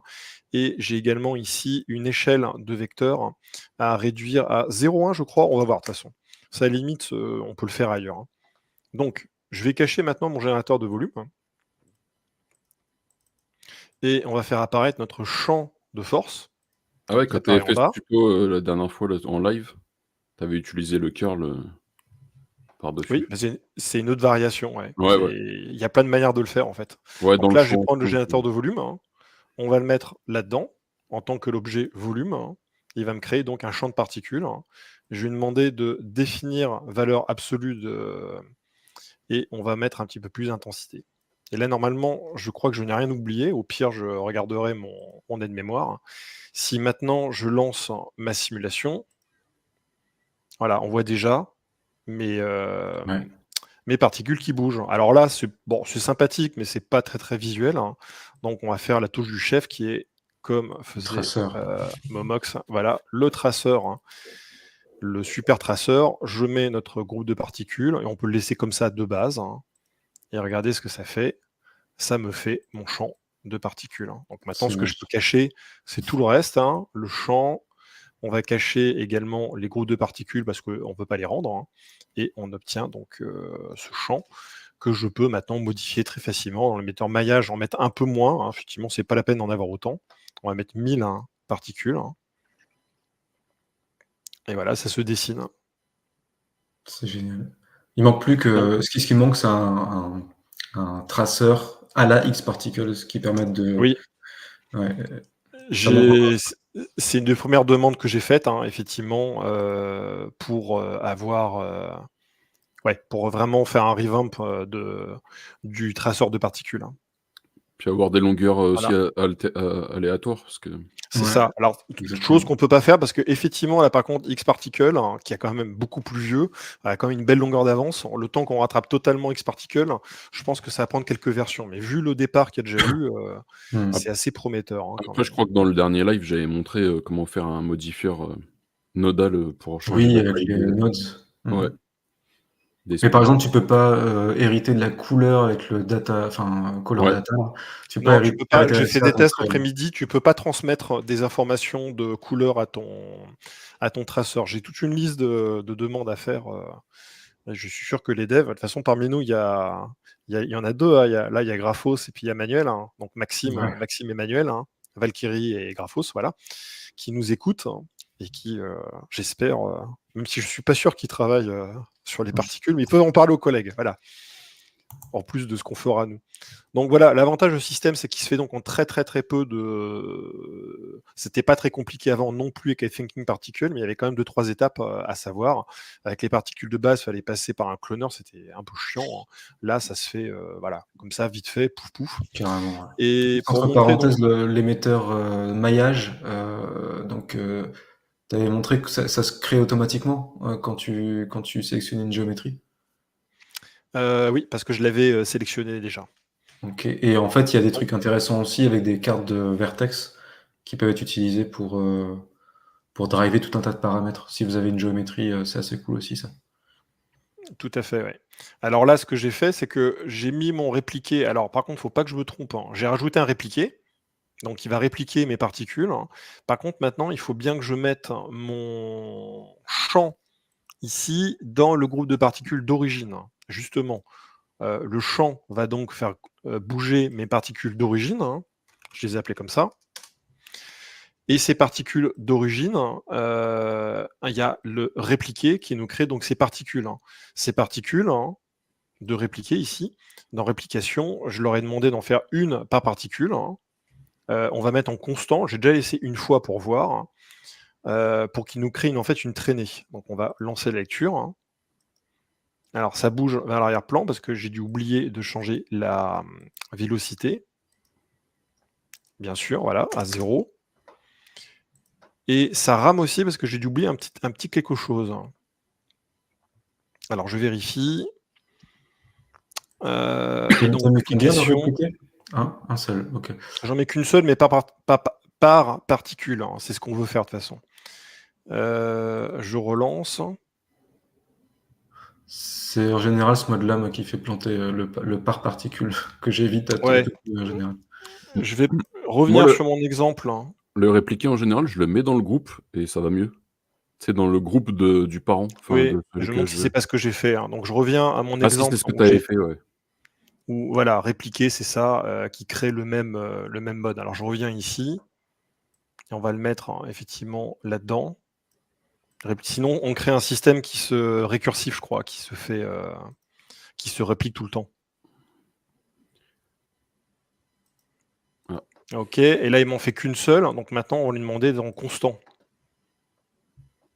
Donc, c'est-à-dire qu'il va, il va continuer à nous créer des particules à chaque image. Voilà. Donc là, j'ai entre guillemets... donc, vous avez vu, ouais, c'est ça. C'est comme disait Lacpo, il fallait mettre le répliqué bien à l'intérieur de l'origine. C'est logique parce que sinon, les particules créent... Chaque nouvelle particule crée une particule qui crée une particule. Ça fait des fractales exponentielles, ouais, c'est presque surprenant qu'il n'ait pas planté parce que j'ai joué avec le feu. Hein.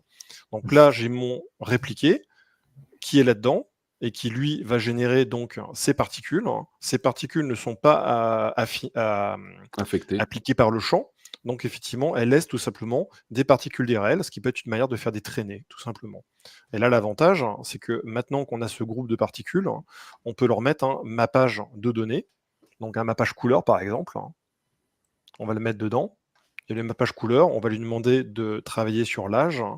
Et selon l'âge donc de la particule, on va dire, allez, on va faire 15 particules. Elles vont passer de ces couleurs-là à ces couleurs-là. On revient. Ouais, ça permet de faker un petit peu un trail dégradé, quoi. C'est ça. Et là, il faudrait que je laisse plus de durée pour que ça soit plus intéressant, puisque je ne leur ai pas donné de durée. Après Frameworks, le trail dégradé, tu peux le faire en mode cheveux. Voilà. Ouais, avec d'Expresso ou des notes. Non. Ouais, directement dans ton shader graph de Redshift. Si tu mets le node, le tag RS et que tu mets en mode R, et après tu peux. Mais tu récupères pas les données des particules par contre. Ah non. C'était ça que je voulais driver, tu sais, si tu. Ouais, bien sûr. Comme le X-Particles. Donc là, je travaille sur une illusion, puisque on est avec des points, et si je réduis la taille des points, on va mettre 0,2. C'est vrai qu'en vrai, ça fait l'objet. On peut donner l'impression, effectivement, de lignes qui se suivent, avec un temps de rendu qui reste. Un gros trick, ça, un gros workaround en attendant notre XP tracer. C'est du recyclage, c'est ce qu'on faisait dans Particular. Toi aussi, tu as bien rincé Particular, et dans Particular, tu n'as pas de vrai mode trail. En fait, tu n'en as pas eu pendant très longtemps. Donc, on était obligé, effectivement, d'utiliser les auxiliaries particules pour créer ce genre d'effet. Alors, je montre un autre exemple rapide du même genre, pour remontrer encore une fois la puissance des champs. Donc là, je crée une spline. Je vais mettre un peu plus de forme, de nombre de points pour qu'elle soit bien ronde. On va utiliser l'émetteur spline. Donc l'émetteur spline se sert du cercle, parce que je l'ai mis en premier. On a le groupe de particules qui est là. Dans les propriétés, je vais à nouveau tuer la vélocité. Moi, j'aime bien souvent faire ça. Pas de vélocité. Si je lance une lecture, on voit pas grand-chose parce que toutes mes particules, on les aperçoit ici. Je ne sais pas si vous voyez avec la compression, mais on a des particules vertes le long. Et justement, l'émetteur spline a pensé à ce qu'il fallait. Donc, on a une épaisseur ici. On peut faire une variation d'épaisseur. Donc, les particules vont être réparties autour de ça. Donc, maintenant, on va pouvoir en mettre beaucoup plus. Pour une V1, c'est vraiment solide. Ouais, c'est clair. Voilà. Vous voyez, et augmenter encore le taux, peut-être mettre par exemple 10 000.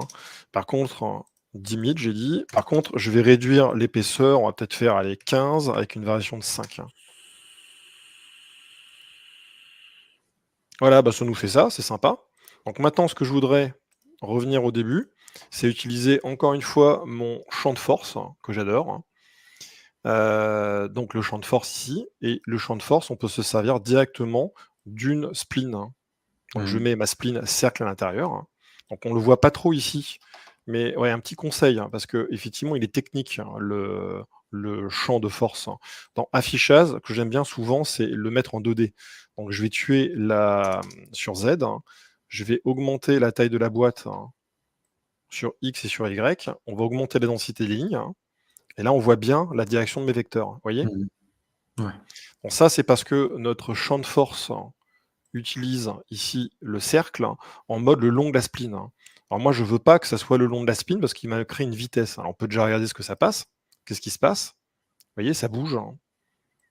Et on va mettre valeur absolue de vélocité, augmenter un petit peu la force. Dans l'affichage, je vire également la longueur vectorielle.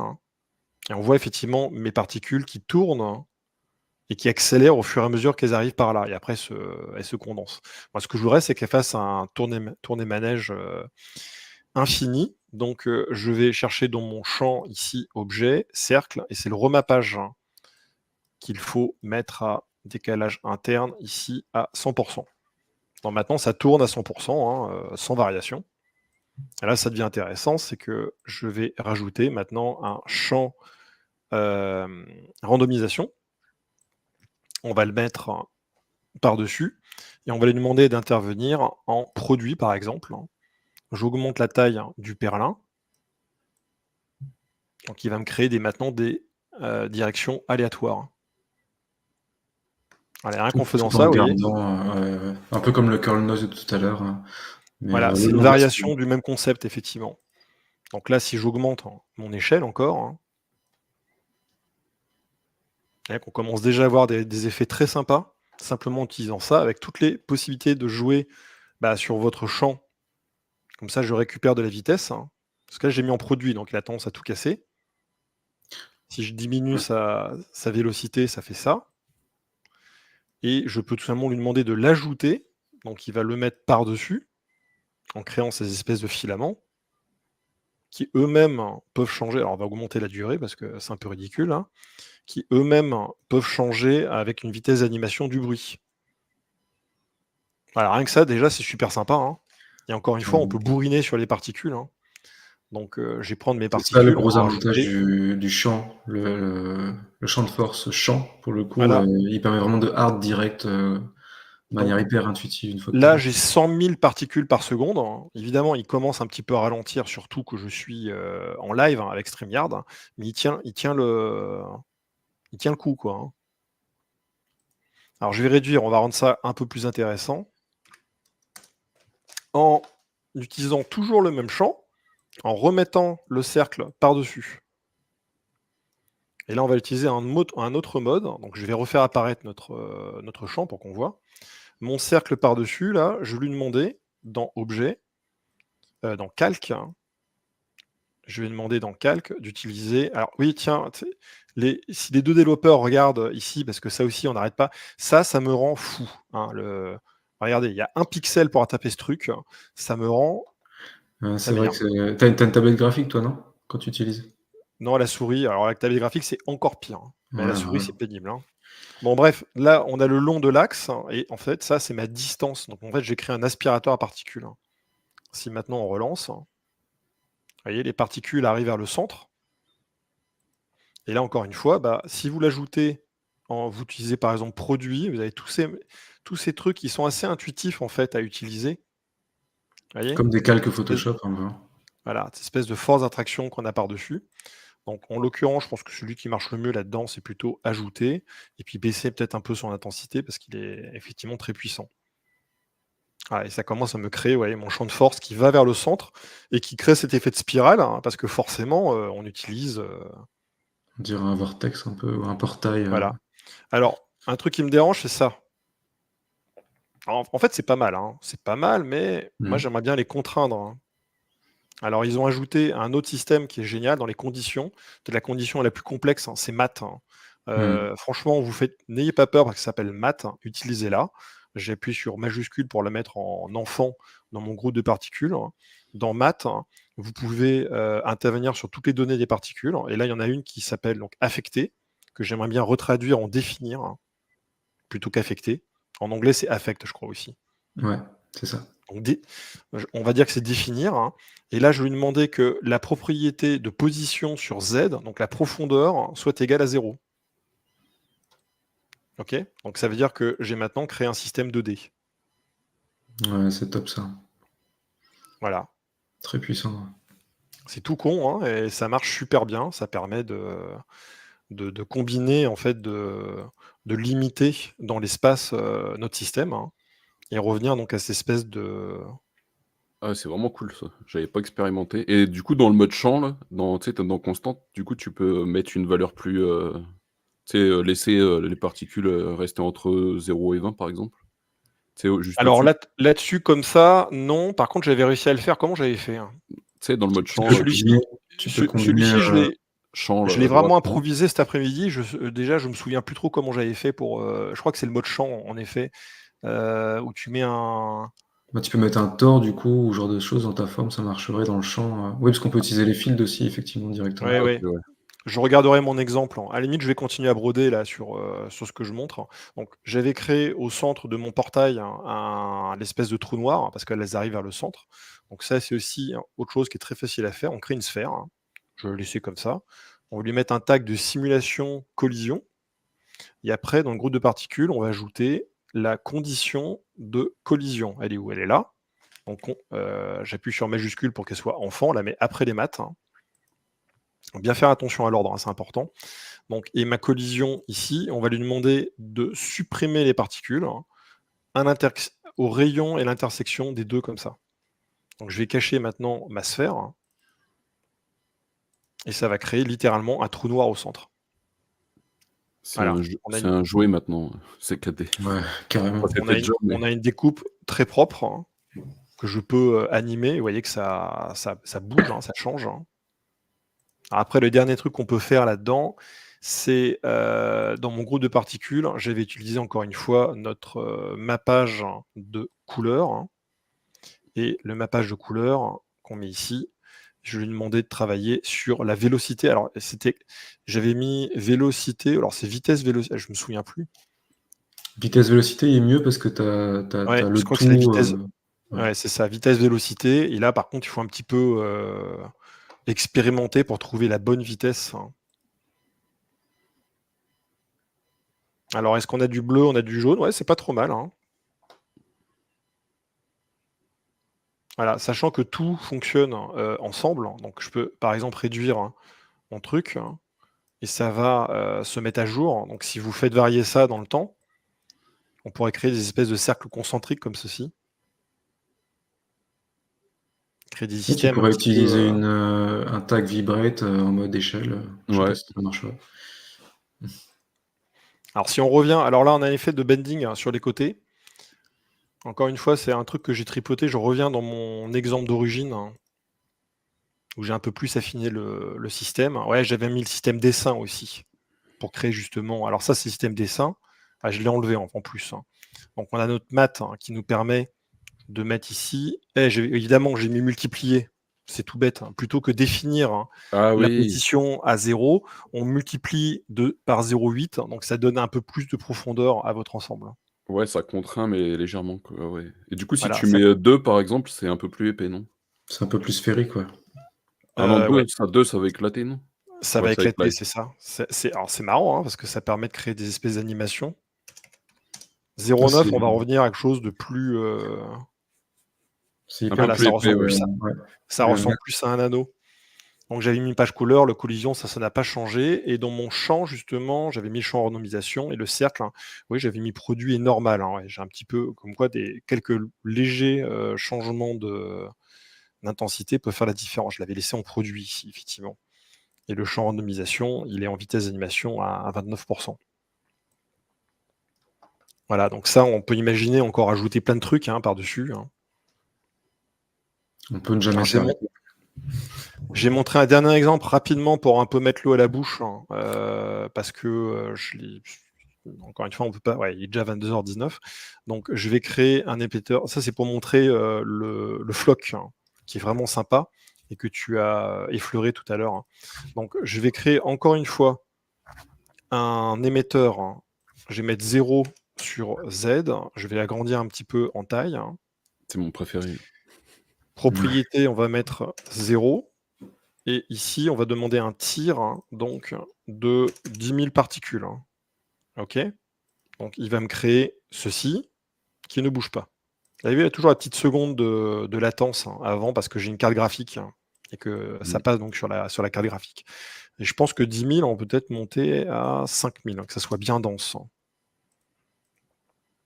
Voilà, là, c'est bien. OK, on a une répétition qui est très aléatoire. Et donc, regardons déjà ce qui se passe si j'utilise l'essaim. Donc, essaim, c'est floc. Donc, je mets essaim par-dessus. Essaim, c'est un système qui va faire que chaque particule regarde l'autre et va se comporter selon son voisin. Pour savoir, j'ai même regardé une vidéo super passionnante de Fouloscopie, je ne sais pas si vous connaissez. Fouloscopie, c'est un YouTuber qui est un docteur en fait, qui fait des recherches sur les simulations de foule. Et dans ses vidéos, il explique les maths derrière les simulations de foule, que ce soit des oiseaux, des particules, des gens, quoi que ce soit. Et j'ai reconnu les différentes valeurs là-dedans. Donc clairement, les programmeurs de Maxon se sont inspirés des papiers que tout le monde utilise, qui permet effectivement de simuler ces comportements de foule. À noter que donc ces comportements de foule fonctionnent sur les oiseaux et sur les humains et sur les fourmis. C'est ça qui est amusant. C'est qu'on réagit en fait comme les autres, à peu de choses près.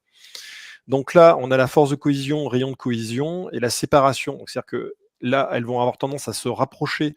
Toutes les particules qui ont moins de 5 cm d'écart entre elles vont se rapprocher et vont également essayer de s'éloigner de celles qui sont à 2,5 cm. Donc si je lance simplement la simulation ici, elles vont tout de suite commencer à s'écarter et créer cette espèce de phénomène, vous voyez. Alors, j'espère qu'avec la compression, on le voit. Oui. Ça fait un motif très courant qui doit avoir un nom d'ailleurs, un motif qu'on trouve souvent en maths. C'est pas pareil que le curl noise, non? Non. Non, là je crois pas. Enfin, je sais pas. Il y a justement des personnes un peu plus douées en maths qui pourront nous répondre. Donc là, je vais baisser justement. Pardon, c'est pas ça que je voulais dire. Le blue, je sais plus quoi. Le blue noise, oui, je pense qu'il y a un rapport avec le blue noise. Ou le compactage. Le problème, c'est qu'on sait rien. On sait pas. Donc là, j'ai tué. Le relax de Digny aussi, un petit peu, non? Mais tout ça, je crois que c'est des trucs.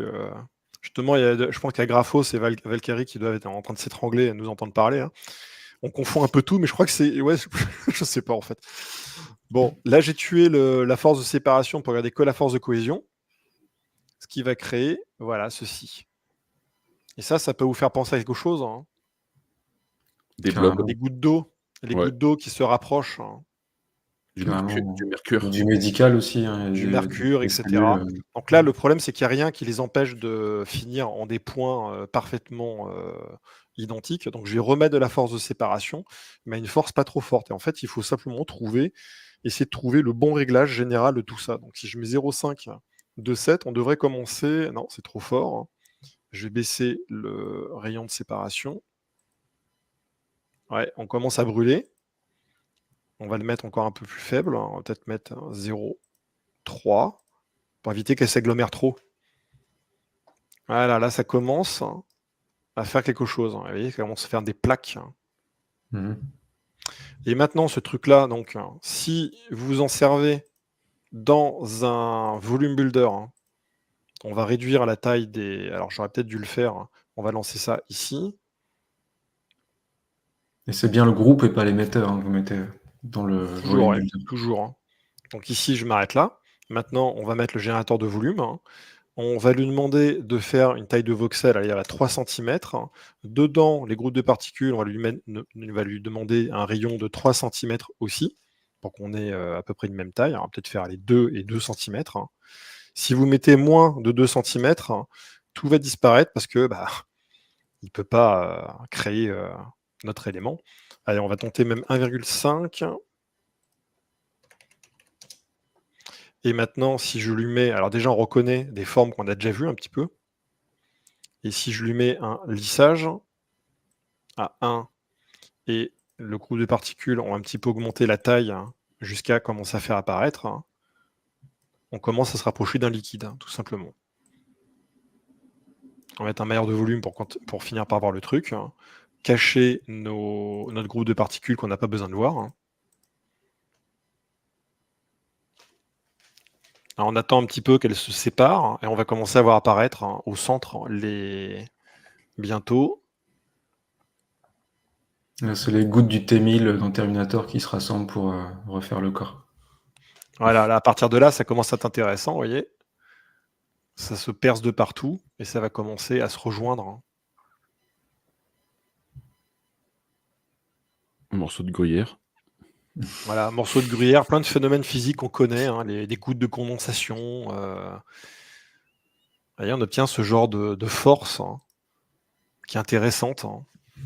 Ouais. Après, ce qu'on peut faire maintenant par-dessus tout ça, alors j'ai peur par contre que ça casse un peu l'ensemble, on va voir, c'est lui mettre un petit peu de turbulence pour justement commencer à faire bouger l'ensemble. Je pense que je vais mettre une variété très, très faible pour que justement on garde un petit peu des gouttes d'eau ensemble. Voilà, et ça a tendance à créer les tendrils, donc les espèces de, vous voyez, des gouttes d'eau comme ça. Ouais, comme des jets de peinture. Voilà, des jets de peinture et tout. Remets un peu le volume juste pour voir ce que ça donne. Voilà, maintenant il faudrait peut-être augmenter le nombre de particules. Je pense que le générateur de volume, on va peut-être descendre carrément à 1. Voilà. C'est sûr. Alors, vous voyez, hein, c'est clairement pas de la simulation de liquide, mais ça peut passer pour de la simulation de liquide. Bah, franchement, j'ai fait des tests justement avec le Fold, enfin le S1 là, ton S1 et tu arrives quand même à faire des trucs, vraiment pas mal, hein, sur des liquides. Et en plus Après avec le champ ouais, après le volume builder, il est un peu limité, je trouve, par rapport à des skinners d'autres trucs, quoi. Ce sera encore un autre truc à demander. Alors là, si je lui mets par-dessus ici un fermer-ouvrir, hein, qui va avoir tendance à essayer de joindre, hein, on crée encore plus notre liquide. Vous voyez? Franchement, pour J'adore d'image fixe, ça fait le taf carrément, hein. Après, je sais pas, en animation, ça pourra peut-être bugger parce que Bah, on va avoir les mêmes problèmes de vibration, et cetera, et là, je pense que c'est Houdini qui reprend la couronne parce qu'il est plus optimisé pour ce genre de manipulation. mais tu vois, le skinner de RealFlow, par exemple, il est pas mal quand même, hein. Tu as pas Oui. autant de Ah bah, quand vibrations, quoi. même. Oui, tout à fait. RealFlow, quand même, ça fait, plus d'une décennie qu'il fait ça et rien d'autre, hein. Donc effectivement, il est pas mauvais à ce genre de comportement. Ça se trouve, il y a moyen de les combiner d'ailleurs. Certainement, parce que dans mon souvenir, je crois que RealFlow, le modificateur, peut fonctionner avec d'autres particules qui sont des points, hein.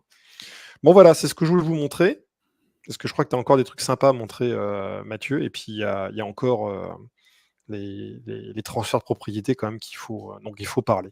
Donc je te laisse, Ouais. je te laisse la main. Alors OK, je vais, comment Hop, je je fais? t'ai ajouté à la scène déjà. Nickel. Ouais, du coup, je vais aller assez vite parce que vous avez montré le principal.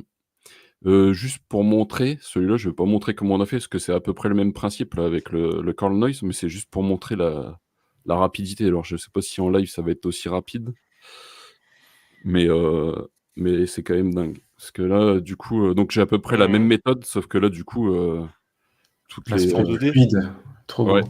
des fluides, En 2D? super cool. Que ouais, j'aurais eu besoin de faire ça il y a 1 an, mais il y avait pas les particules et ouais, c'est pas tout à fait de la 2D, mais ouais et puis vous voyez alors attendez, il y a combien de particules déjà? C'est ça qui est super intéressant. 200 000, elles sont en mouvement avec le truc, le floc qui fait qu'elles se repoussent un peu les unes les autres et là, si je suis pas en stream, je suis à 60 images par seconde, donc c'est incroyable. Ah, c'est mortel. Pour D'avoir le tout coup, tu as ça. utilisé le curl noise ou le random en mode produit comme, Lionel? Dans le volume builder? J'ai utilisé le vector curl. Ouais, c'est Le le curl, vector Ouais. curl et cool. après j'avais mis un vector, smooth et du coup, quand tu fais ça, je crois que dans le field force, il faut normaliser directement ici, tu vois? Donc ça te fait des Oui. étapes, de Il y a supplémentaires, il y a plein de manières d'arriver, et puis toi, tu as utilisé le add to velocity plutôt une vélocité absolue. Heureusement, ouais, on peut un petit peu, il y a des manières de tourner autour du pot, hein. ouais, voilà. Donc là, je vais pas vous remontrer tout le workflow, bah, on n'aura pas le temps en plus, mais en gros, c'était à peu près le même, vous reverrez, dans la capture, C'est ici. trop cool, ouais. C'est la même chose, mais ça là, j'aurais trop voulu faire ça il y a pas longtemps et mais c'est cool qu'on puisse le faire maintenant. C'est Donc clair. voilà pour ça. Ensuite, qu'est-ce que j'avais? Ça c'est quoi? Ah oui, ça c'est sympa. Là, j'émets des particules en fait directement sur le mesh, mais je vais vous montrer, directement. Par contre, il faut que je clear ça. Je vais vous montrer directement le rendu, si ça va bien, voilà. On a un effet de gros comme ça, avec des particules qui sont statiques et en fait, c'est le radius. Donc par contre, ce qui est chiant, ouais, c'est qu'il faut à chaque fois, clear le truc, quoi. Donc là, pour faire ça, en fait, mon émetteur, il prend donc directement la forme, donc c'est un mesh émetteur qui prend la forme de la main et ensuite donc il y en a partout à ce moment-là. Donc attendez, si je désactive ça, on devrait pouvoir le voir. Voilà, les particules, elles sont distribuées tout le long de la géométrie et en fait, ce que je viens faire, c'est ajouter un data mapper. Donc le data mapper, lui, je vais mapper, le radius. Donc je vais partir de 0 jusqu'à 2 et ensuite à l'intérieur, je vais utiliser le spherical field pour venir, donner ma zone de départ, en fait. Ensuite, par-dessus, je rajoute un freeze en mode Mmh. max. Il faut bien le mettre en mode max et vous le passez ici en mode gros et ensuite donc du coup, il faut faire ça à l'intérieur de mon gros, justement, j'ai un masque en mode, random, pour créer un peu d'aléatoire, qui est ici. Et ensuite, j'ai rajouté un decay pour que ça soit un peu plus fluide, parce que si je l'enlève, vous allez voir, hop, je remets ça, clear. Vous voyez, c'est un peu plus sec. Ouais, Et le decay, organique. voilà, le decay, je le mets bien en mode minimum, parce que donc du coup, on passe de 0 à 1, et là, c'est ma valeur 0 que je veux smoother. Donc si je mets maximum, ça va smoother plutôt le départ, et là, on est sur une arrivée. Enfin, je sais pas si je me suis bien fait comprendre. Donc Si. voilà, vous voyez, c'est un setup quand même assez simple, et ça permet de faire des trucs. Ce que je trouve surtout génial, c'est que c'est le même principe avec les vertex maps. On faisait ça sur des vertex maps d'habitude. Exactement. Et là, de savoir qu'on peut faire exactement choisir les particules, c'est assez génial. Et là, je m'attendais vraiment à ce que tu utilises une vertex map pour le coup. En la trouvant pas dans ta scène, je me suis dit, tiens, comment il a fait? Maintenant, mais il utilise le même système, c'est ça qui est rigolo. Et du coup, là, c'est plus rapide. Et d'ailleurs, il me semble que quand vous mettez le data... Attendez, on va essayer. Quand on met le data mapper... Ouais, de base, il est pas sur field. Faut bien le passer sur field. Voilà. Vraiment cool. Très puissant, ce data mapper. Ouais. Ensuite, j'avais fait un petit... Bon, je l'ai refait vite fait, parce que je l'avais fait en mieux, en utilisant aussi les flocks. Alors, est-ce que ça a marché? Donc là, je map les particules le long d'un... Donc c'est le surface track qu'on n'a pas vu. Et donc, du coup, je le map autour comme ça. Donc, mon œuf, il est ici, il est juste masqué. D'ailleurs, ma scène, elle est pas du tout bien rangée. Normalement, il faut tout renommer et tout, mais là, voilà, pour vous montrer. Et en fait, le truc qui est intéressant, donc comme montrait Lionel, c'est que je peux le mettre aussi dans un volume builder. Voilà. Là, pour que ça soit un peu plus rapide pour le live, du coup, j'utilise un smoothing après, au lieu de le mettre, parce que sinon, ça... Mais vous voyez, c'est quand même rapide. Donc là, on est assez épais, ça sera beaucoup moins rapide si vous commencez à être plus fin et tout. Et un truc sympa dans mes expérimentations, c'est que... Enfin, j'espère que je vais réussir à le refaire, c'est que ici, j'avais mis un tag de vertex map, justement, ou de vertex color, pardon. Et dans les vertex color, j'ai récupéré mes particules. Donc, la couleur des particules. Ouais, la couleur des particules. Et voilà. Donc là, on peut... Cool. Tu peux changer d'ailleurs en mode average pour avoir un fondu plus sympa entre les trois couleurs. Exactement, pour que ça smooth mieux. Et ça marche très bien au rendu. Après, avec Redshift, en utilisant le node qui permet de récupérer les couleurs. Donc le mode average qui est ici, voilà. Après, ah si, ça se voit même en... Ouais, ça marche bien même dans le viewport, c'est cool. Ouais, même dans le viewport. C'est super. Dans Xparticle, tu peux faire ça aussi, mais tu dois passer par leur propre système à eux. Là, c'est qu'on utilise les outils C4D, en fait. C'est bien. Voilà, donc vous voyez, on peut quand même faire des genres de liquides. Donc je l'avais fait pour faire un peu des liquides comme ça qui tournent autour d'un œuf. Ça pourrait marcher avec du chocolat, et je pense que tu ajoutes là-dedans du floc, tu peux encore améliorer les résultats. Exactement. Bon, après, je sais même pas si c'est vraiment utile du fait que le volume builder il est épais, mais s'il était plus fin, ouais, ça serait intéressant. Et c'est quand même puissant. Là, c'est dingue d'avoir ça en vitesse quasiment lisible. Voilà. Donc moi en particule, après je sais pas si vous avez des questions par rapport à ça, j'ai juste mis un petit condition. Quand il arrive à 0, ça tue les particules, histoire d'alléger un peu la scène, encore une fois, pour le live. Donc dès que ça arrive au sol, ça tue les particules. On avait déjà vu t'avais déjà montré le collide.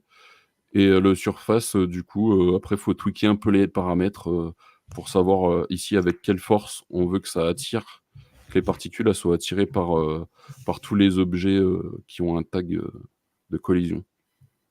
Enfin, si je me trompe pas, c'est affecté que par les objets qui ont un tag de collision. Ouais, c'est ça. Ouais. Surface Attract, il y a Follow, enfin, il y en a plusieurs. Il y a Collide aussi.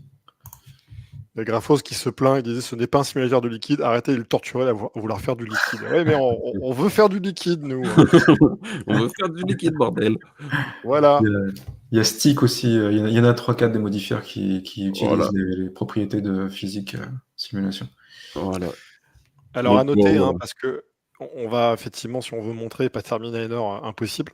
Il y a dans l'Asset Browser, il y a plein d'excellents exemples qui ont été faits par Yader, qui est un formateur turc, qui est très très très bon. Je ne me rappelle plus de son, justement, j'ai peur de le dire mal, donc on va utiliser son surnom, Yader. Vous avez donc des très bons exemples de scènes jolies, bien rendues, avec des détails techniques. Faut aller dans Feature, dans Scène, Feature et Particules. Et excellent pour apprendre. Juste avant de terminer, c'était juste pour dire que là, vous voyez bien que j'ai 3 émetteurs et donc du coup, qui vont dans un seul groupe. Ils sont affectés à un seul groupe. Et oui, juste ça, j'ai oublié de montrer, pardon. Là, c'est pour créer donc un effet de particules à chaque fois qu'il vient se diviser comme ça. De branches.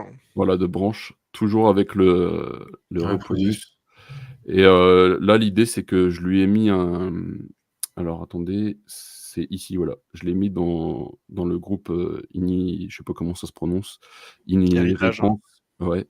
Et donc, du coup, ce qu'il fait, c'est qu'il répète à chaque fois la condition à chaque fois qu'on crée des nouvelles particules.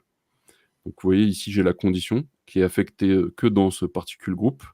Mais vu que j'ai coché cette case, à chaque fois, donc la condition, c'est au niveau de l'âge. Donc, dès que ça atteint 50 frames, ça vient à chaque fois se rediviser, en fait.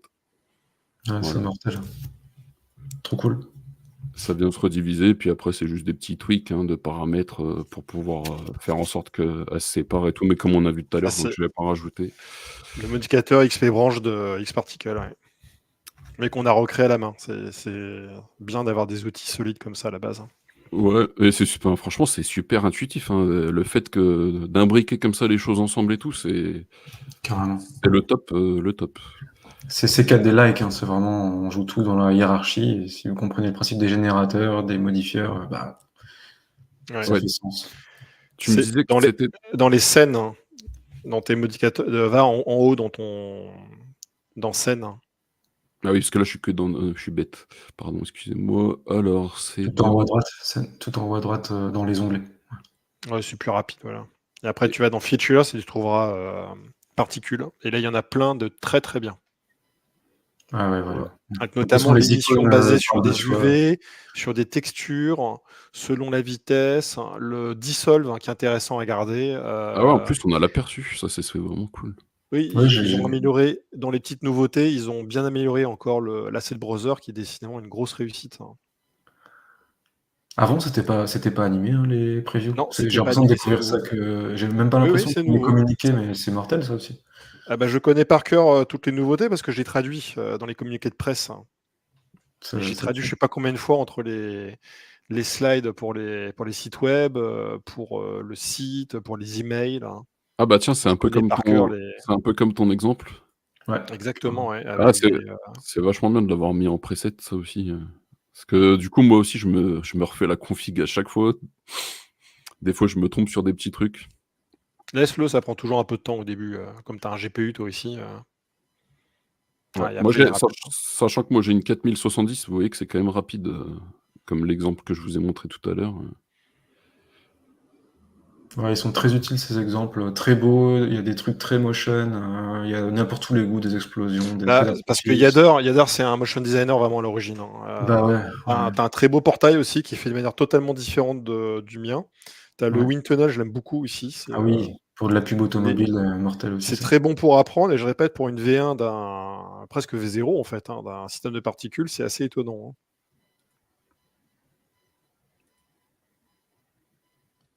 Voilà, ça c'est un grand classique. Il est super simple, on voit que c'est un surface attract. Avec un turn pour... c'est le même système que dans... Et du coup, les trails, pour qu'ils aient des couleurs, il les a fait... Ah, c'est avec l'ancien. Ouais, j'utilise tout le temps le nouveau. Ouais, le Vertex Attribute, je pense qu'il utilise le Vertex Attribute en mode normalisé, fais voir. Il gagne avec Curvadi Normalize, c'est le même technique que j'aurais fait moi. Parce que je crois que tu peux pas récupérer les... Donc, en fait, il les colore artificiellement indépendamment des particules. Ouais. Après, ça se trouve avec les Vertex Map, ouais, non, parce que du coup, ça bouge, du coup... Non, parce que c'est la spline, je crois. Ouais, mais sur la spline, tu peux mettre des Vertex. Moi, je le fais pour des simulations. Ouais. Bon, ce sera un truc à explorer. Hein. Après, je sais pas si ça marche au rendu, ça c'est vrai. Ok, du coup, après on en était où? C'est bon, on a fini avec les particules, on ira Ouais, plus loin, je pense, dans des prochains lives spéciaux. C'est ça, parce que sinon on va.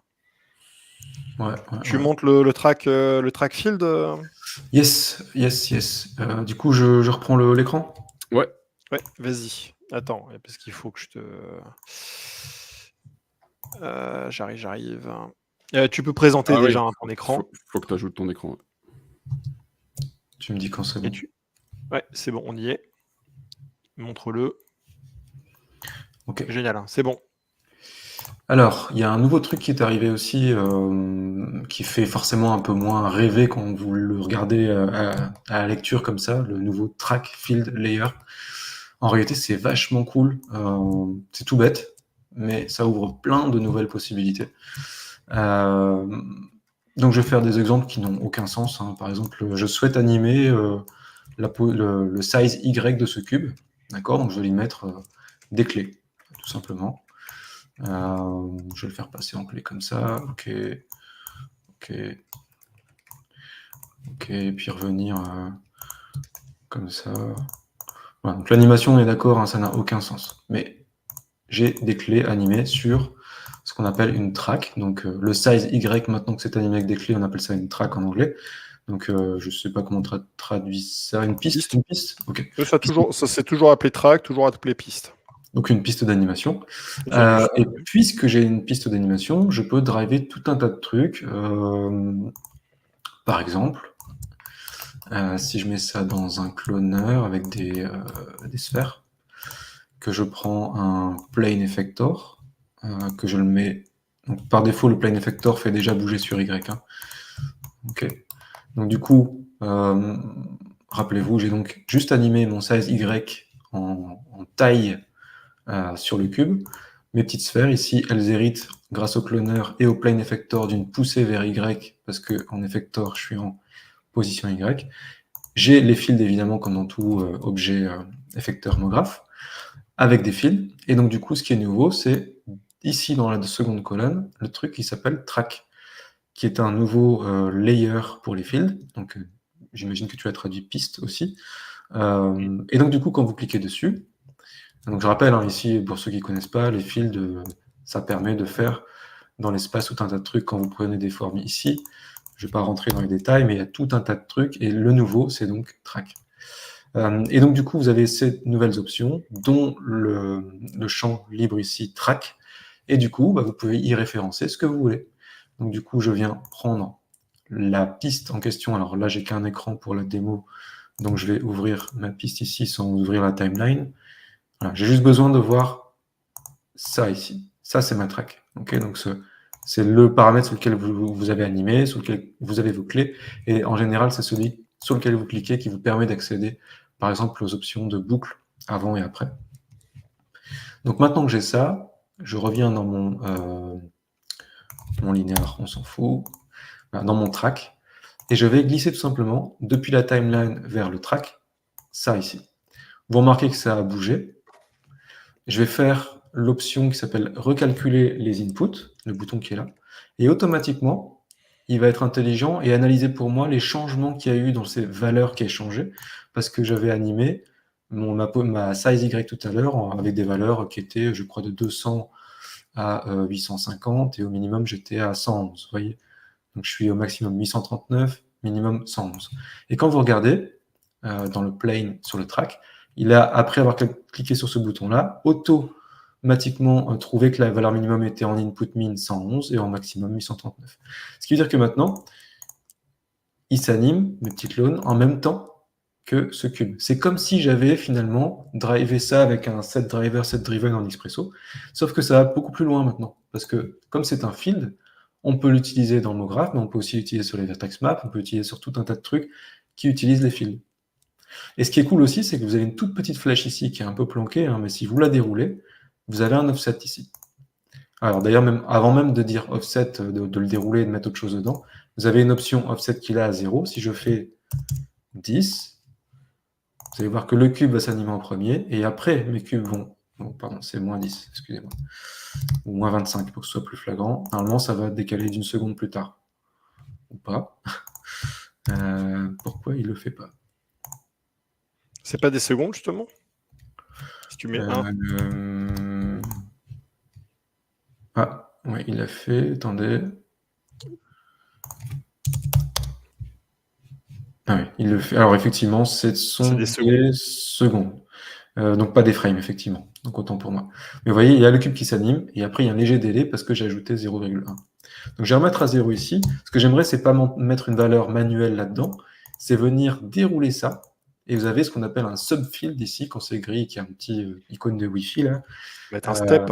Et on peut y mettre, par exemple, un step, effectivement. Les steps, vous le trouvez dans le même endroit. Donc, ici, step.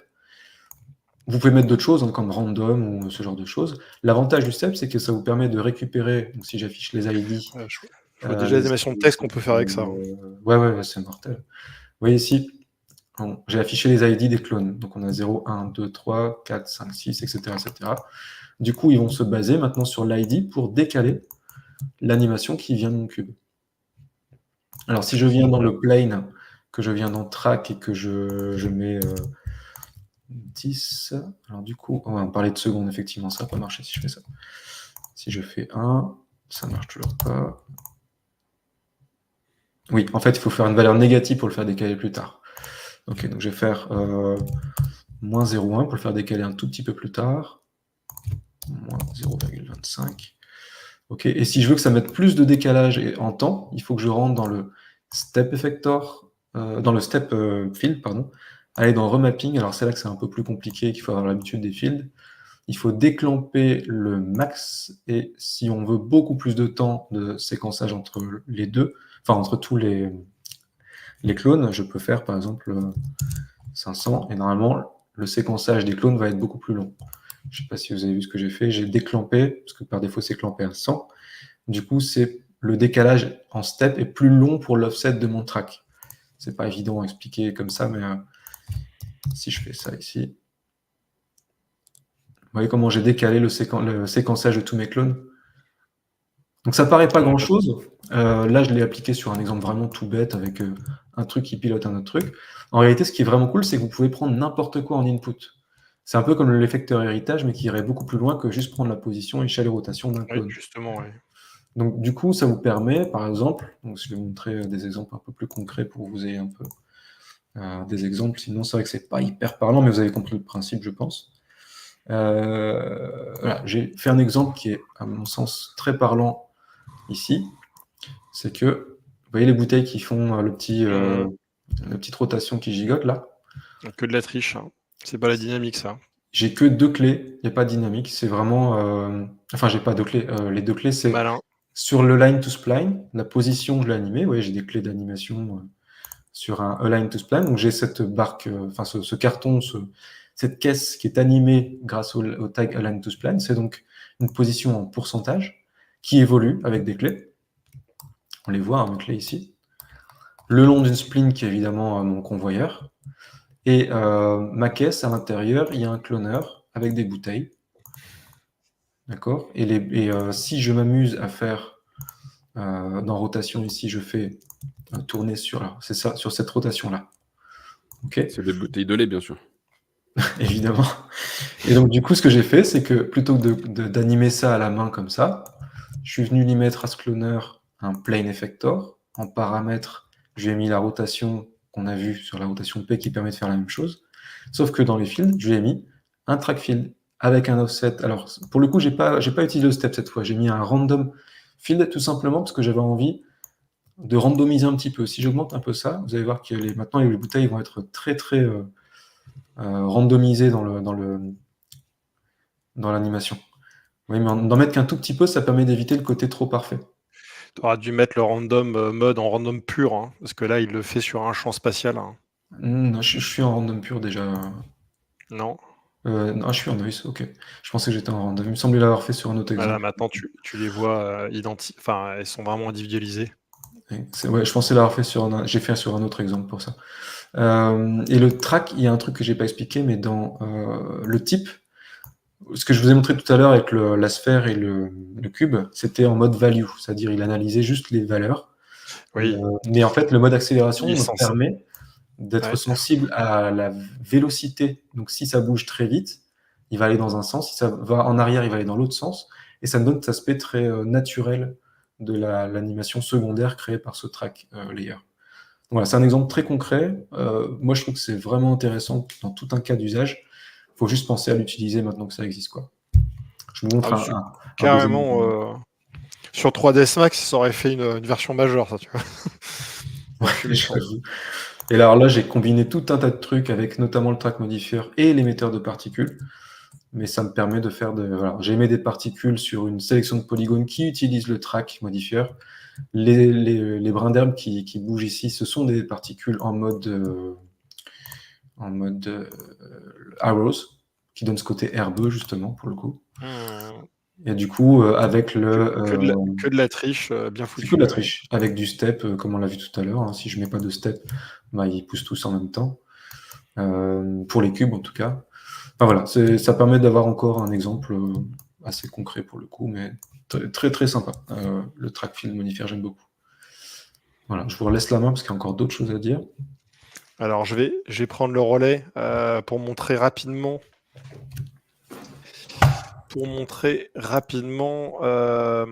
les propriétés de transfert. Hein. Ça, c'est assez génial parce que ça permet de... Je vais ouvrir mon fichier. Hop, hop, hop, c'est lequel Portail, non. Boots. Ouais, alors, il y a pas mal de remeshers le temps que ça s'ouvre. Hein, et que j'ai mes textures qui arrivent.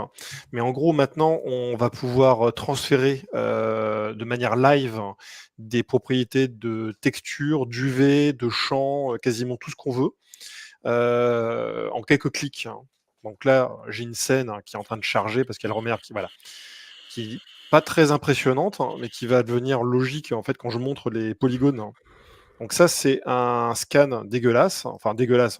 Non, il n'est pas si dégueulasse d'ailleurs en plus. Hein. C'est un scan, même je dirais correct, hein, trouvé sur Internet, hein, avec ses textures. Hein. Ça va permettre de montrer également l'import GLTF qui marche beaucoup mieux. Donc là, on a 91 polygones, 91 000 polygones. Donc j'ai fait un remaillage. Le problème du remaillage, c'est que ça met un boxon absolu dans mes textures. C'est horrible. Donc effectivement, on a un maillage qui est beaucoup plus propre, ok, mais on y perd au change.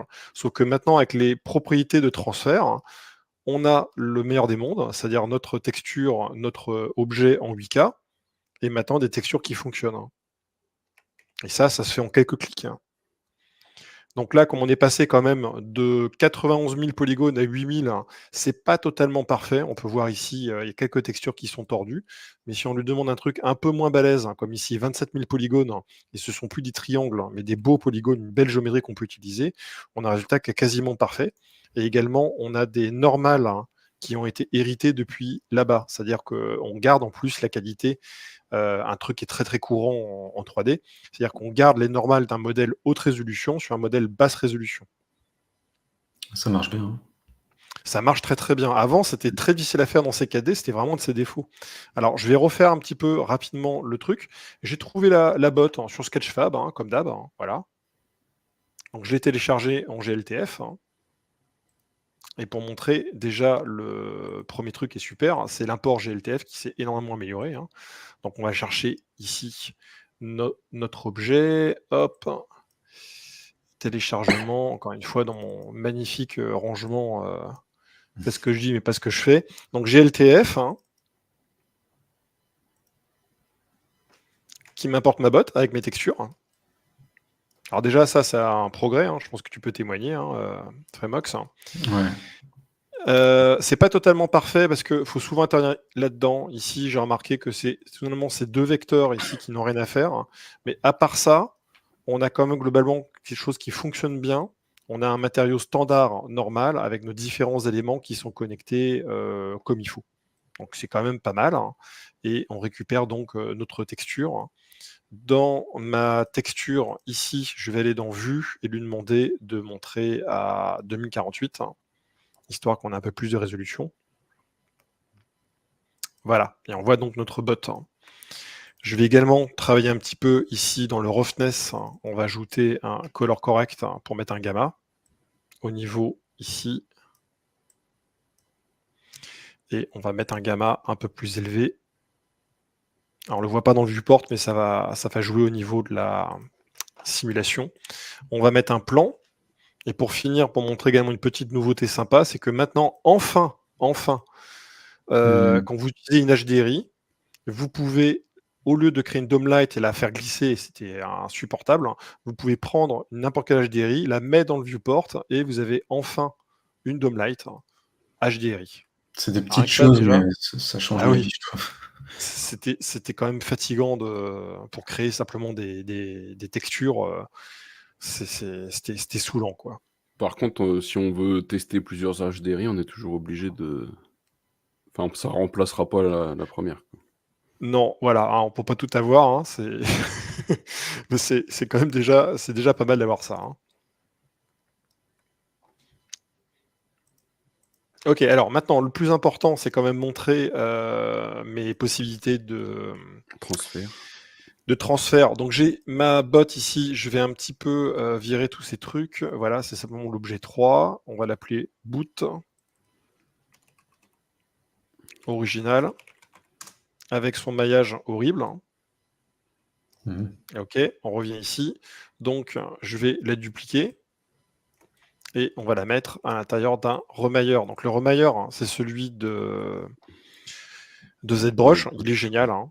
Il est génial parce qu'il fait un travail remarquable, hein. On le voit ici au niveau de la géométrie. Alors là, il nous fait un truc pas si remarquable que ça. Vous voyez qu'on a un petit problème, hein, à cet endroit-là. Alors c'est dû au fait que notre bot d'origine, je pense que c'est le scan, hein, qui était comme ça, a des polygones. Vous allez voir, en fait. Je vais passer en mode polygone et on va voir une autre petite nouveauté, c'est quand vous allez dans vos modes modélisation, vérification du maillage, vous avez des trucs en plus qu'on n'avait pas avant. Donc les pôles complexes, on s'en fiche, hein, c'est pas très grave parce que de toute façon c'est du triangle, hein, c'est un peu normal d'avoir des pôles complexes, hein, c'est des vertex qui ont plusieurs arêtes, hein, qui les rejoignent, donc on va enlever ça, et là on voit qu'on a effectivement les polygones non planaires, hein. Les limites, arêtes de limite. En fait, tout simplement, si je vais chercher ici, voilà. C'est pas connecté. Bah oui, c'est pas connecté. Alors, ça, c'est intéressant, on va pouvoir le résoudre, mais j'en profite également pour montrer que on a des triangles partout, hein. C'est pas bien. 91 000 triangles, bah oui, c'est que des triangles, hein. Ça, il n'y avait pas ça avant, donc c'est quand même pratique, hein, pour observer. Si vous avez un maillage avec un triangle, c'est extrêmement difficile à trouver avant, c'était vraiment pénible. Et sinon, vous avez son copain, le n-gone. Donc ici, il y a 0 n-gone, c'est toujours bon à savoir. Donc ces deux trucs n'existaient pas avant. Donc c'est quand même sympa. Donc là, je prends mes arêtes de limite. On va prendre tous les points et on va tout simplement faire un bon vieux optimisé à la valeur minimale 0,01. Boum, on n'a plus de problème d'arrêt de limite, hein. Je vais pouvoir désactiver ça. Et maintenant, quand je reviens ici et que je reduplique donc ma boot et que je la mets dans un remailleur de volume, on va également repasser à l'interface standard. Je le mets dans un remailleur de volume, il va être tout beau, tout propre. Enfin, pas de volume. Oui, le remailleur de mesh. Le Z-Remesh. Le remailleur de volume, il n'existe pas d'ailleurs, hein. Je crée une créature étrange. Alors, il prend un peu de temps évidemment parce qu'on lui demande un truc quand même pas évident, mais ça va marcher. Je me demande ça si c'est la carte graphique. Non, c'est... Non, c'est le CPU uniquement. Et justement, ce PC que j'ai ici, au niveau CPU, est un peu la ramasse, hein. Chez moi, c'est beaucoup plus rapide. Donc, on a un très beau maillage. On est quand même content. beaucoup plus propre, hein. Ouais. Ah ouais, on se dit que c'est quand même vraiment mieux. Mais alors, au niveau de la texture, c'est une catastrophe, hein. Forcément. Regardez-moi ces horreurs.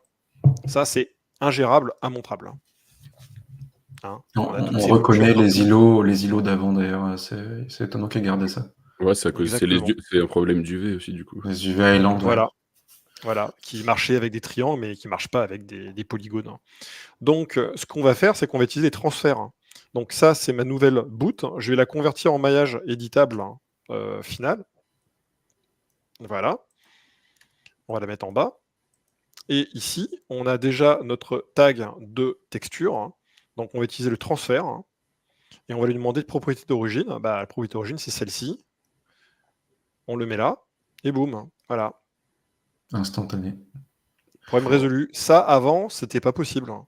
Enfin, c'était très compliqué à mettre en place. Très avec Vamp, enfin pas le Vamp, mais si, Vamp, c'est ça? Oui. Anciennement le manager. Et grâce à la 2024. Et avant la 2024, c'était vraiment, vraiment compliqué. Il fallait créer une sphère et projeter, c'était vraiment l'enfer. Tu envoyais ça dans ZBrush, dans Topogun ou n'importe où, tu ne le faisais pas dans C4D. Parce que même l'astuce avec la sphère, hein, c'était très, très bancal, hein, compliqué à mettre en place. Là, ça marche du premier coup. Bon, les gens qui sont habitués à ZBrush vont vraiment pas être impressionnés parce que sur ZBrush, on fait ça depuis très longtemps. Je pense que c'est un effet de l'héritage ZBrush. Donc voilà, là on a un modèle qui est utilisable, c'est assez génial. Mais il y a mieux. Si on revient dans ma boot ici, remarquez que les UV sont, les normales sont pas géniales. J'ai viré ce truc de normal. On retrouve quelque chose de beaucoup plus correct. Parce que j'utilise ici ma surface. On peut lui demander ici notamment de faire une pondération de surface carrée qui va nous faire un truc un peu plus propre. Ouais, on voit pas de grande différence. Un peu plus défini, on va dire. Oui, on voit pas. Peut-être qu'au rendu, on le verrait. Et là, en fait, on a quand même l'avantage d'avoir ce détail ici de mes lacets, ce genre de choses, qu'on perd un petit peu ici. Vous voyez qu'on a moins de détails. Donc, ce que je vais faire, c'est qu'on va chercher ici, on va lui demander de créer une propriété normale propre, nouvelle, celle-ci. Lui, on va lui demander la même chose. Donc ça, c'est le remailler. Ici, on demande également de créer une propriété normale. Et là, vous voyez qu'on a notre même propriété de transfert. Donc, je suis passé en transfert.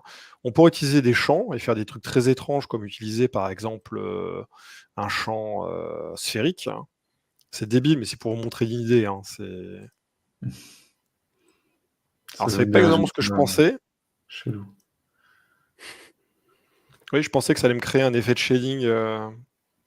Ça serait plus visible sur un truc un peu, mais c'est que c'est trop gros. Passons, ouais, voilà, j'utilise pas ça. Enfin, ça faisait quelque chose, mais c'était pas aussi visible que ce que j'aurais pensé. Donc, plutôt qu'utiliser les champs, on va utiliser transfert de propriété. Puis là, vous avez deviné, je vais faire transférer cette propriété ici. Et je vais récupérer. Voilà, vous avez vu le petit changement ? Ouais. Beaucoup de détails. Je récupère les détails que j'avais perdus tout à l'heure. Avec plein de possibilités ici de chercher, par exemple, surface plus proche, qui parfois marche un petit peu mieux.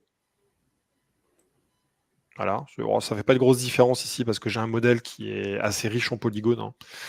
Voilà, donc ça a l'air de rien, mais ça, c'est quand même vraiment, vraiment, vraiment bien parce que dans le jeu vidéo, par exemple, on utilise pas mal ce genre de workflow. On peut même s'en servir nous-mêmes, comme vous avez vu sur mon exemple précédent, en diminuant le nombre de polygones. Avant, dans CKD, c'était extrêmement difficile. Il fallait vraiment passer par d'autres logiciels qui avaient un énorme avantage. Il fallait baker des textures, il fallait baker des normales, c'était vraiment, vraiment difficile. Là, ça se fait en quelques clics. On peut l'écraser, ça ? Oui, alors je pense, c'est vrai que j'ai pas regardé, mais il n'y a aucune raison que tu ne puisses pas le... Sinon, il faudra exporter et réimporter, quoi. Ouais, à mon avis, ouais, je pense que tu passes par un export. Bonne question, ça. Excuse-moi, Frénoc, je t'ai coupé. Ouais, t'inquiète. Et pareil, cette propriété UV, à mon avis... Alors attends, regarde, si on fait un convertir en objet, est-ce que ça marche ? Non, il garde toujours la... Intéressant. Je pense qu'il faudrait l'exporter, qui est un petit peu... Ouais, c'est dans un format OBJ, FBX. La prochaine fois. Alors, Graphos qui dit current state to object, c'est ce que j'ai mis en fait, c'est convertir en objet. Donc ça n'a pas marché. Alors fais voir connecter les objets supprimés par hasard. Oh, ça a tout cassé. Oui, ça fait quelque chose, mais ça a tout cassé. Donc c'est pas ça non plus. On revient en arrière.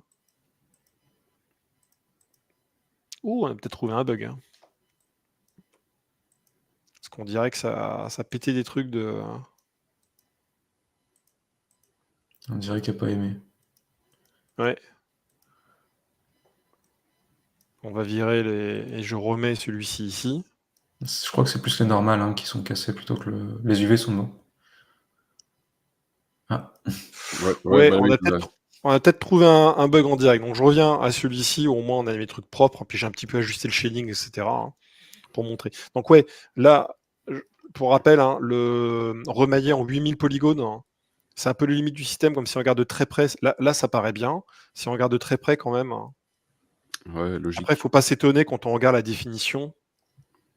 Bah, c'est comme tu le disais dans le jeu vidéo, hein, ça dépend du level of detail, donc là où tu regardes, si tu dois être rapproché, tu as besoin de plus de définition. Si c'est loin, on s'en fout. C'est ça. Par contre, ici, à 25 000 polygones, globalement, c'est très propre. Ouais. Ouais, puis ça fait 27 gagner 000 pas mal de polygones. perf. Bah oui, on est passé de 91 000 triangles horribles à 27 000 quads. C'est quand même vraiment, vraiment bénéfique. Ah, du coup, j'avais ma question de tout à l'heure, c'était est-ce que ça marche aussi pour les vertex maps et les color maps? Oui, oui. Ça, j'ai pas testé, mais effectivement, le transfert fonctionne pour à peu près tout ce qui peut se transférer. Encore une fois, c'est le VAMP, hein, donc le VAMP, on en a parlé. C'est ce qu'il y a. Alors, il est dans. Où est-ce qu'ils l'ont mis? C'est toujours dans personnage, hein. Transfert de Non, je crois qu'ils propriété, l'ont- gestionnaire, qui était sur le 3e. Ouais. Transfert de propriété, c'est ça. Voilà, c'est VAMP, hein. Donc ouais, Donc tout ça est pris en tout ce charge. qui est ici et maintenant est pris en charge dans les tags, hein. Donc j'ai pas tout testé, hein. Ça a l'avantage d'être beaucoup plus rapide, hein, Ah, et mais les sélections sont paramétrique, prises hein. en compte aussi, ça c'est cool ça. Oui, oui, c'est pour ça que je pense que ça, c'est l'utilisation la plus évidente que j'ai montrée, mais il y en a plein de créatives à voir, hein. Ah ouais, du coup, si on veut avoir un truc complètement écrasé, on passe par le VAMP direct, quoi, au pire. Je suppose, oui. Ouais, peut-être. J'explorerai un petit peu. Il y a Joël qui Bah dit que c'est voilà cool pour pour. faire des LOD, donc oui, c'est les level of details, comme on disait tout à l'heure, des versions Exactement ça. Et avant, basse dans définition. CKD, c'était vraiment difficile, quoi. Bah voilà pour moi, hein. On va peut-être montrer rapidement, ouais, quelques capsules, hein. Que ça, c'est toi, ça, Lacpo. Ouais. Bah Je te vas-y, laisse prendre le. je vais reprendre la main, ajouter la scène, voilà. Alors. Donc les capsules, donc on va voir déjà Eevee. Je vais passer Il y a en Graphos mode- qui dit qu'en passant par le remesher, tu as direct l'option transfert attribute, hein. J'avais pas vu ça. Pas besoin d'éditer le mesh, hein, et de changer les tags, hein. Bon à savoir. Bon, après, ça m'a permis de montrer le. Ouais, le workflow. Bah merci, génial. j'avais pas remarqué ça. Donc le Eevee, ça va vous permettre, donc c'est une nouvelle capsule qui est disponible avec Capsule One, avec ma Capsule One, Maxon One, pardon. Il est tard. Ouais, c'est ça, je suis fatigué un peu. Hop, donc c'est une capsule qui va vous permettre comme ça de créer des branches, enfin des lianes, on va dire. Et franchement, elle est vraiment top parce qu'il y a vraiment pas mal d'options. Donc de base, les options classiques, c'est pour régler comme ça un espèce de gros, enfin la longueur, mais du coup, vu qu'on peut l'animer et qu'en même temps, on a les feuilles qui viennent comme ça s'animer au fur et à mesure en scale, ben, c'est vraiment cool.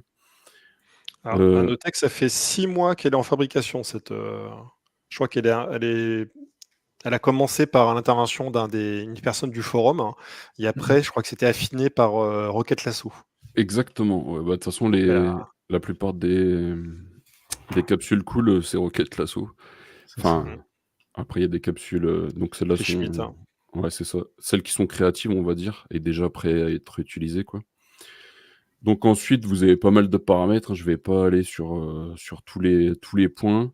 Notamment ici, là, c'est Dangle, je crois que c'est tomber. Non, c'est pas tomber, c'est en français. Oui, c'est pendre, hein.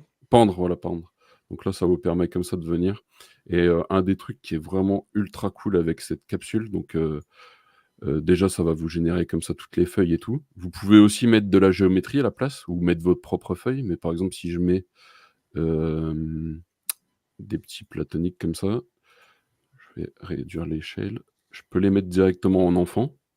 Ça va remplacer le plane Voilà. de base. Et donc, du coup, vous pouvez faire autre chose que des lianes avec. Alors, je vais essayer de réduire un peu, voilà, comme ça. Et puis après, vous pouvez mettre vous pouvez en mettre plusieurs aussi. Donc, si je mets des capsules, hop, des capsules. Et je viens comme ça, hop, de manière aléatoire, ça va venir intervertir les différents trucs. Donc, vous pouvez faire vraiment plein de trucs, hein. J'avais même pas remarqué ça. Ouais. Ouais, bah ça, c'est ultra cool. On aurait pu le faire directement avec les splints que ça génère. Parce que, bon, donc quand on est ici, donc vous voyez, vous avez pas mal de paramètres donc, pour tout ce qui est, si vous voulez des branches plus longues, selon la variation. Donc il est vraiment prévu à tout, ouais. Du coup, ici, on est en broche, donc en output, on est en géométrie, mais on peut mettre que les splines si on veut. Donc, par contre, il faut que j'enlève les capsules. Donc si j'enlève, si je remets comme c'était. Excusez-moi. Voilà, c'est ici. Donc si je remets ici, en fait, vous avez vraiment une géométrie. Vous voyez, ça vient vraiment vous créer, des tubes, quoi. Comme si on avait utilisé, un sweep. Et si vous mettez, all spline, là, vous avez que des splines. Ça peut vous permettre justement, si vous utilisez des objets comme ça, bah, vous aurez pas le rendu, tant que vous mettez pas de tag, vous aurez seulement le rendu des objets que vous aurez mis. Donc parfois, il y a des petits bugs comme ça de mise à jour. Faut pas hésiter à venir, directement ici, retoucher un peu ça, voilà. Vous retouchez le length et du coup, ça vous remet le truc à jour. Voilà, et le truc qui est vraiment, vraiment cool, c'est le fait qu'on puisse utiliser des géométries pour se plaquer dessus. Donc par exemple, ici, je vais mettre là. Et ici, vous avez un surface object. Donc je vais insérer le cube à l'intérieur et voilà. Ah, ça tue ça. Là, les lianes viennent suivre, la géométrie. Donc ça, c'est vraiment, c'est vraiment incroyable. Ça peut vous permettre de faire vraiment plein de trucs, hein, même des veines. Enfin, vous pouvez penser à plein de choses. Il y avait, Simon Le Médal qui faisait comme ça des générations de gros, super compliqués. Et je suis sûr qu'on peut le faire directement en utilisant, cet outil, qui est ici utilisé principalement pour des feuilles.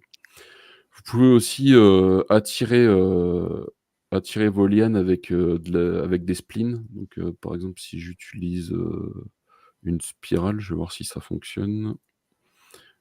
En XY, voilà. Ici, vous avez un champ spline guide. Tac. Bon, je sais pas si ça va être vraiment visible, sur un objet comme ça. Je vais agrandir mon cube. Bah, j'ai l'impression que si, hein, ça a l'air de... D'ailleurs, pendant que j'y suis, si le Eevee, il est à l'intérieur, du coup, ben, donc, vous voyez, si je masque mon cube, ça vient quand même se coller aux parois, donc ça peut faire aussi des effets super sympas. Sinon, il faut redescendre comme ça, voilà. Et ensuite, dans le Eevee Generator, ici, on a une force pour que ça suive plus les splines, qu'on met en entrée, quoi. Donc, vraiment puissant. Ici, vous avez pas mal de démos avec, des feuilles différentes et tout dans la bibliothèque. Donc ça, c'est cool. Voilà, je Alors, pense à noter que c'est fait entièrement avec le système nodal de C4D, hein, que pas grand monde utilise encore parce qu'il est très compliqué, mais ça donne une bonne idée de ce qu'il est capable de faire, hein. C'est quand même costaud, hein. Exactement. Vous pouvez aussi utiliser, une target. Donc si je fais un objet nul, par exemple, et que je viens l'ajouter dans le champ target ici, mince, je suis bête. Tac. Voilà, je vais le tirer et je vais le déplacer un peu. Voilà, ça attire les branches vers où vous voulez. Et un truc qui est sympa aussi d'ailleurs, Chris Schmitt l'a montré, vous pourrez regarder dans son live, mais on peut, limiter à des sélections. Donc, par exemple ici là j'ai, si on dit que c'est un bâtiment par exemple et qu'il y avait des fenêtres, on voudrait absolument pas que ça passe à travers les fenêtres, donc je vais éditer le cube, je vais afficher mes polygones et on va dire que justement on voudrait pas que ça passe ici. Donc je vais faire ça, je vais inverser, je vais enregistrer ma sélection et donc du coup ici, je vais le contraindre à cette sélection. Par contre, il faut que j'efface le all. Voilà, et vous voyez maintenant c'est bloqué en fait ici, si je reviens là, vous voyez qu'ici ça bloque pour pas rentrer dans les fenêtres justement sur un bâtiment, vu que c'est prévu pour faire à la base des lianes. Il a vraiment prévu, tous les cas de figure. Il a bien pensé son truc, hein, clairement. Ouais, voilà. Voilà, après c'est des trucs, classiques, hein, vous venez tweaker les paramètres. Je sais plus si tu mets la texture sur l'Eevee Generator directement avec des matériaux directement, ou tu dois texturer les objets que tu mets en tant qu'enfant pour avoir vraiment les feuilles. Ben justement, t'as directement ici, là, tu as un tag, donc du coup, tu peux, le récupérer ce tag, pour affecter que ton, c'est que ta, Dark, c'est ça. Tu as des textures de prévues, hein, je crois que tu les vois dans les exemples sur la gauche. Dans les médias, comment c'est chargé, mais tout est pensé. Hein. Alors, attends, je vais repartir sur un vide. Je crois que c'est dans les médias, tu tapes Eevee dans médias, tu tombes sur les textures qui vont avec. Ah oui, je pensais que ça allait être. Hop, Là, c'est les notes pures. Hein. Vu que j'ai mis node, fallait que je mette scène, sinon non. Ou matériaux peut-être directement matériaux Eevee. Ouais, voilà. Ouais, c'est ça. Hop. Et après, il faut que certainement tu le limites à la sélection. Ouais, forcément. À toute évidence, c'est ça. Hein. Bon, ça a l'air de marcher même sans, dis donc. Non, là on est sur les branches, et puis là on est sur les Ouais. feuilles, donc du coup, hop, on vient comme ça. Et là du coup, en plus, on a bien le... Ouais, maintenant c'est bon, ouais. On a bien dans le viewport directement le truc, quoi. Ce qui veut dire que n'importe quelle feuille équivalente, bon après avec du lierre, ça ressemble toujours à ça. Justement, j'ai du lierre en dehors sur ma maison, c'est effectivement exactement ces feuilles. Mais rien ne nous empêche de mettre quelque chose qui n'a rien à voir. Hein. Voilà, je pense que l'exemple, il était fait pour faire ça, et là c'est super beau, quoi. Je pense que si je mets un petit HDRI... Je mets un Sun and Sky sinon. Ouais, mais en même temps, c'est l'occasion effectivement dans Média. Ouais, j'en ai un là. Ah, t'as les tiens. Ouais, ben j'avais fait un test quand je faisais glisser directement des HDRI aussi. Vous pouvez voir que ça les crée direct. Ça, c'est vraiment cool, hein, par exemple. Ah, directement depuis le Ouais, voilà, browser. Hein. voilà. Et là, directement, je peux le faire glisser dans ma scène. Ah si, bah ça le remplace. Ça le remplace, donc c'est top. Non, ça ne l'a pas remplacé. Gothic Manor, si, on dirait. Si, ça le remplace, ouais. C'est juste que c'est mon aperçu, du coup, qui est pas pareil. Et si... Je suis pas sûr qu'il est remplacé là. Non, il l'a pas remplacé. Non, il t'a fait un matériau. Il t'a fait un matériau, pas un Domelight. Alors, illégal, shader. Mais c'est normal, il s'est mis sur les... Oui. Ouais, c'est bizarre, celui-là, il a pas fonctionné quand je l'ai importé. Mais bon, voilà. C'est mieux. Mais voilà, vous voyez que ça marche nickel, hein. On peut vraiment faire des... Franchement, ça rajoute énormément de détails, hein, de faire ça quand on fait de l'archi et tout, en 2 secondes. Oh oui. Carrément. Justement, sur Blender, quand ils avaient sorti parce qu'il y a un très très bon plugin qui fait ça, gratuit, un add-on, hein. Il y avait sur Instagram, on avait que ça pendant plusieurs semaines. Hein. Ouais, c'est incroyable. Donc voilà, on va passer vite fait au partitionneur. Celui de Blender, c'est un add-on qui est destructif. En fait, tu mets tes réglages, tu cliques sur OK, et si ça te plaît pas, tu dois recommencer. Ouais, c'est pas procédural comme on a ici, quoi. Alors, entre-temps, ça a peut-être évolué. Hein. Peut-être que je dis que de la merde, je sais pas. Mais moi, quand je l'avais utilisé il y a 1 ou 2 ans, c'était un très bon add-on. Hein, mais en fait, on cliquait, puis après, on devait recommencer pour les changements. Alors, le partition... ouais. Partition, pardon. Je dois l'avoir. Tac. C'est que j'ai grossi beaucoup mon écran là, du coup, pour que vous puissiez voir. Voilà, malgré nos efforts, on a dépassé 23 heures. Hein. Le pire, c'est qu'on va vite sur les exemples. Hein. Donc je vais repartir de base. Donc vous voyez. Tout le temps expliquer la base particule, je crois. Désolé. Ouais. Non, bah c'était important, c'est le plus important. Oui, après, c'était le plus important, c'est normal. Hein. Donc le partition, c'est à peu près comme le node que je vous ai montré dans un des lives que j'avais fait. Donc il vient découper directement notre géométrie. Donc là, j'ai un polygone sans subdivision. Et n'importe quelle géométrie. Hein. Ouais, n'importe quelle géométrie. Donc ça pourrait être, je peux le faire sur une sphère. Tac. Et vous voyez, ça marche très bien aussi. C'est génial, hein. Voilà, l'étoile de la mort. Ouais. Voilà. Après, en option, du coup, c'est à peu près les mêmes que j'avais mis aussi. Du coup, vous avez il t'a copié. Ouais, il m'a copié, mais il l'a fait 10 fois mieux, donc je vais pas l'engueuler. Il y a juste un truc que je trouve qui est moins bien que ma version, c'est que l'animation, je la trouve moins fluide. Donc si j'augmente le speed, ça fait des espèces d'à-coups que j'aime pas trop. Oui. Mais donc après... Moins smooth que la tienne, ouais. Un peu comme la fracture, du coup, vous avez un gap qui vous permet de venir comme ça creuser. Il y a des paramètres que j'ai même pas essayé. Le random order, je sais pas, ça doit être quand on coupe peut-être. Si on le met dans un fracture derrière. Donc là, il y a le screw qui est vraiment bien, qui permet justement de pas faire des trucs complètement parfaits. On peut venir faire des formes beaucoup plus abstraites.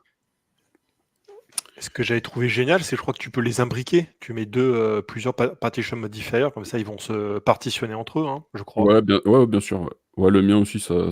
Bah, après, c'est le principe des modifieurs, donc nodal ou pas nodal d'ailleurs.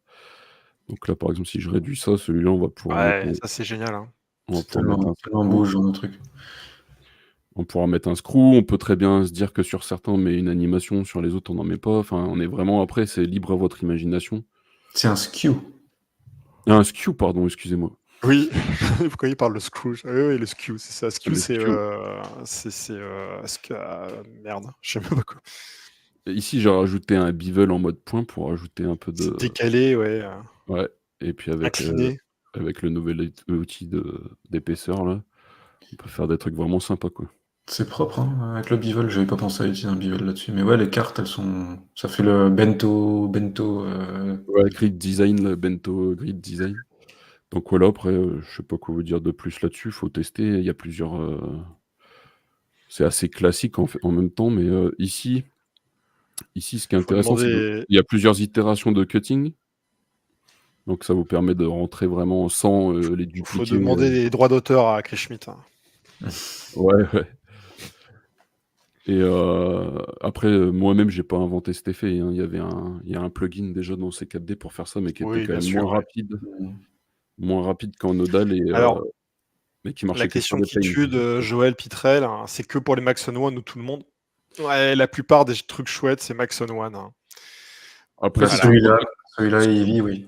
Si tu me contactes, je te file le mien en échange de, si je suis sympa, 200 €. Je rigole. Non, je pourrais le mettre à disposition sur le Discord gratuitement, il n'y a pas de problème. Mais celui-là, je pourrais pas parce qu'il y a des droits d'auteur. Ouais, donc du coup, tout simplement pour vérifier, donc là, ça s'appelle partition. Voilà. Oui, comme c'est Chris Schmidt, hein, je crois qu'il a quelques scènes très sympas qui ont été faites. Et vous voyez ici avec l'icône, déjà, vous arrivez à voir si c'est des outils Maxon One ou pas. Mais maintenant, ça commence vraiment à être intéressant de prendre le Maxon One parce que bah, vous avez tous les logiciels, vous avez tous les Ils font tout pour... on en parlera l'an prochain live rapidement, mais il y a également de très bons trucs. Hein. Notamment, il y a Geo qui commence à être un remplaçant correct pour éléments de 3D sur After Effects. Hein. Ouais, Maxon One, ils font tout pour payer, mais il y a vraiment un gros travail d'amélioration fait. Et en fait, ce qui est bien aussi, c'est que vous avez des matériaux qui sont vraiment pas mal. Hein. Ouais, franchement, très bons matériaux. Hein. Fait par Feuché et Vogel, hein, qui râle beaucoup sur le forum pour faire avancer Maxon dans la bonne direction aussi. Et ici, vous avez des paramètres. En fait, quand vous téléchargez des matériaux et tout, vous avez des paramètres et vous pouvez mettre vraiment les adapter à vos couleurs et tout. C'est pas limité. Contrairement, par exemple, aux matériaux que vous avez. Il va falloir cracher dessus, mais à Grayscale, là, tout est tout n'est pas Maxon One. Hein. Il y en a quand même quelques-unes, heureusement. Hein. Tout ce qui sort, je dirais qu'il y a peut-être les 3/4, ou même peut-être la moitié qui est Maxon One, mais tu as quand même une autre moitié qui est donc accessible à tout le monde. Hein. Ouais, puis des fois, vous avez par exemple ce même matériau. Celui-ci, il est en Maxon One, celui-ci, il est disponible. Et en fait, il suffit de le prendre. Et ici, vous avez des paramètres, vous allez atteindre à peu près la même couleur. En fait, là, si vous êtes feignant, vous prenez pas. Et sinon, vous pouvez retravailler les choses. Et vous voyez, à chaque fois, c'est paramétrique. Donc, vous avez pas mal d'options.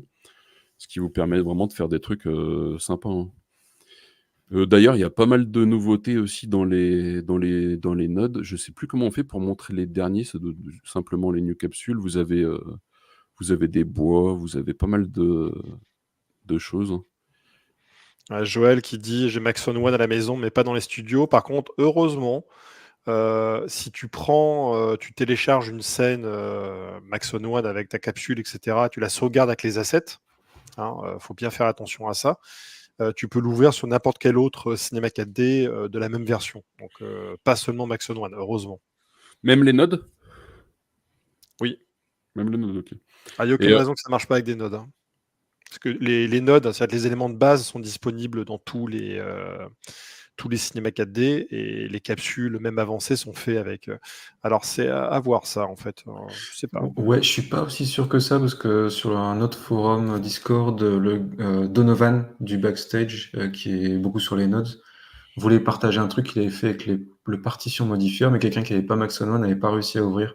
Ouais, mais peut-être. Son setup même assemblé, en fait. Ouais, mais Ça marche pour est-ce qu'il avait bien coché la case, là, tu vois Oui. Je suppose que oui, parce que Donovan, il a l'habitude de faire ça, donc pour les matériaux, c'est une certitude. Hein. Ça marche forcément pour les matériaux. Effectivement, pour les nodes, je parle plutôt des dépendances de nodes. Ouais, c'est ça, oui. D'ailleurs, je me demande comment ils font pour faire ça, là, parce que moi, j'essaye, j'y arrive pas pour faire des paramètres directement ici, tu vois. Ah bah, ou le matériau, hein, tu verras bien. Ah, mais ouais, mais je sais pas. C'est des matériaux, c'est comme les nodes que tu utilises toi, sauf que c'est des matériaux. Non, mais il a un groupe settings, et en fait, ces paramètres qui sont ici, là, ils sont exposés directement sur le matériau. Et par défaut, je vois pas, si nous, on essaye de le faire, on va pas, il n'y a pas d'option pour faire ça, si? J'ai pas creusé, mais c'est pas une capsule de type. Ouais, c'est vrai que c'est pas une capsule comme les autres. Parce que tu vois, si tu crées ton matériel là, t'as pas moyen d'exposer tes paramètres qui sont ici, quoi. Si tu fais clic gauche tu fais une connexion de color vers la gauche, non. Ouais, mais lui, il n'y a pas ça, donc et même si on fait ça, en plus, j'avais essayé, il me semble, ici, t'as aucun truc input, quoi. Ah ouais, et si tu fais edit ressources, clic droit, edit ressources. C'est le start node, hein, dit Manuel. Ah, c'est un node start exprès? Ouais, mais c'est la fameuse option define as start node. Hein, tu l'as dans Node, je crois, quelque part. Non. C'est pas là? Je crois que c'est dans Node. Hein. Non, le menu Node de ton Node Editor. Hein. Le menu Node du Node Editor. Hein. Ah, ici. Et je crois que là-dedans, tu as Start, d'accord. Start Node. Hein. Faudra explorer ça, ouais. Ouais, mais c'est grisé, donc du coup, je sais pas. Oui, parce que faut le. Faut que ça soit sur un. Non, je crois qu'il faut que ça soit sur un groupe, en fait. Donc là, si j'ajoute une entrée et que là je sélectionne et je fais Start Node, et du coup. C'est bon ça. Ah ouais, c'est vraiment cool ça, parce que j'aimerais trop me faire des assets comme ça et les partager. Merci Manuel. Hein. Ça valait le coup. Tu vois, c'est ça qui est bien d'être en live. Oui. Sauf que c'est nous qui devons apprendre, pas l'inverse, mais. Bah ouais, si, les deux. Hein. Enfin, oui, bien sûr. On apprend tous les uns des autres, c'est ça qui est cool. Merci Manuel. Bon bah voilà, je pense que pour aujourd'hui ça va faire pas mal déjà, on est à 2h26. Ouais. C'est fou, hein. Effectivement, oui. On se doutait bien qu'on n'allait pas rentrer, on n'allait pas réussir à faire tout. Parce qu'il y a vraiment beaucoup de choses à montrer encore. Tout Redshift, on n'a pas parlé de Redshift. Rien que le Toon, on pourrait passer 1 heure dessus. Le déplacement en volume, c'est super intéressant parce que c'est technique, on pourrait passer un peu de temps dessus. Ça serait intéressant de montrer Géo, hein, même si c'est de l'After Effects. Hein. Bon, on verra. En tout cas, là, on fera ça dans pas très longtemps. Peut-être sans Frameox. Hein. On attend que tu reviennes, on verra. Après tout, on n'est pas comme pressé. Vous le sentez. On verra bien. Voilà. En tout cas, merci à tout le monde de nous avoir suivis. Hein. Merci aux développeurs qui sont là et aux courageux qui sont restés. On n'a pas perdu, au contraire, on a gagné quelques auditeurs en cours de route. Donc, après, on ne devait pas être trop emmerdant, c'est bien. Et voilà. Et moi, je suis vraiment impatient, en tout cas, pour voir la nouvelle évolution du système de particules. Hein. Parce que c'est vraiment une très bonne mouture. Hein. Je suis quand même content de. Enfin, oui, pour une version .4, c'est étonnant que ce ne soit pas la 2025 parce qu'ils ont ajouté un tas de trucs impressionnants. Franchement, c'est la version qui me hype le plus depuis des années. Moi, depuis Homograph R12, je crois que c'est celle qui me hype le plus. Moi, c'est depuis la Cinemac AD20 qui avait introduit les champs, qui était quand même une version majeure. Là, on est presque au même niveau. C'est étonnant pour un truc du printemps. Voilà, bon, c'est cool, c'est bien. Bon, merci à tout le monde hein, et une bonne soirée. Hein, et on se tient au courant très bientôt pour la suite. Hein. Salut. Salut. Ciao tout le monde.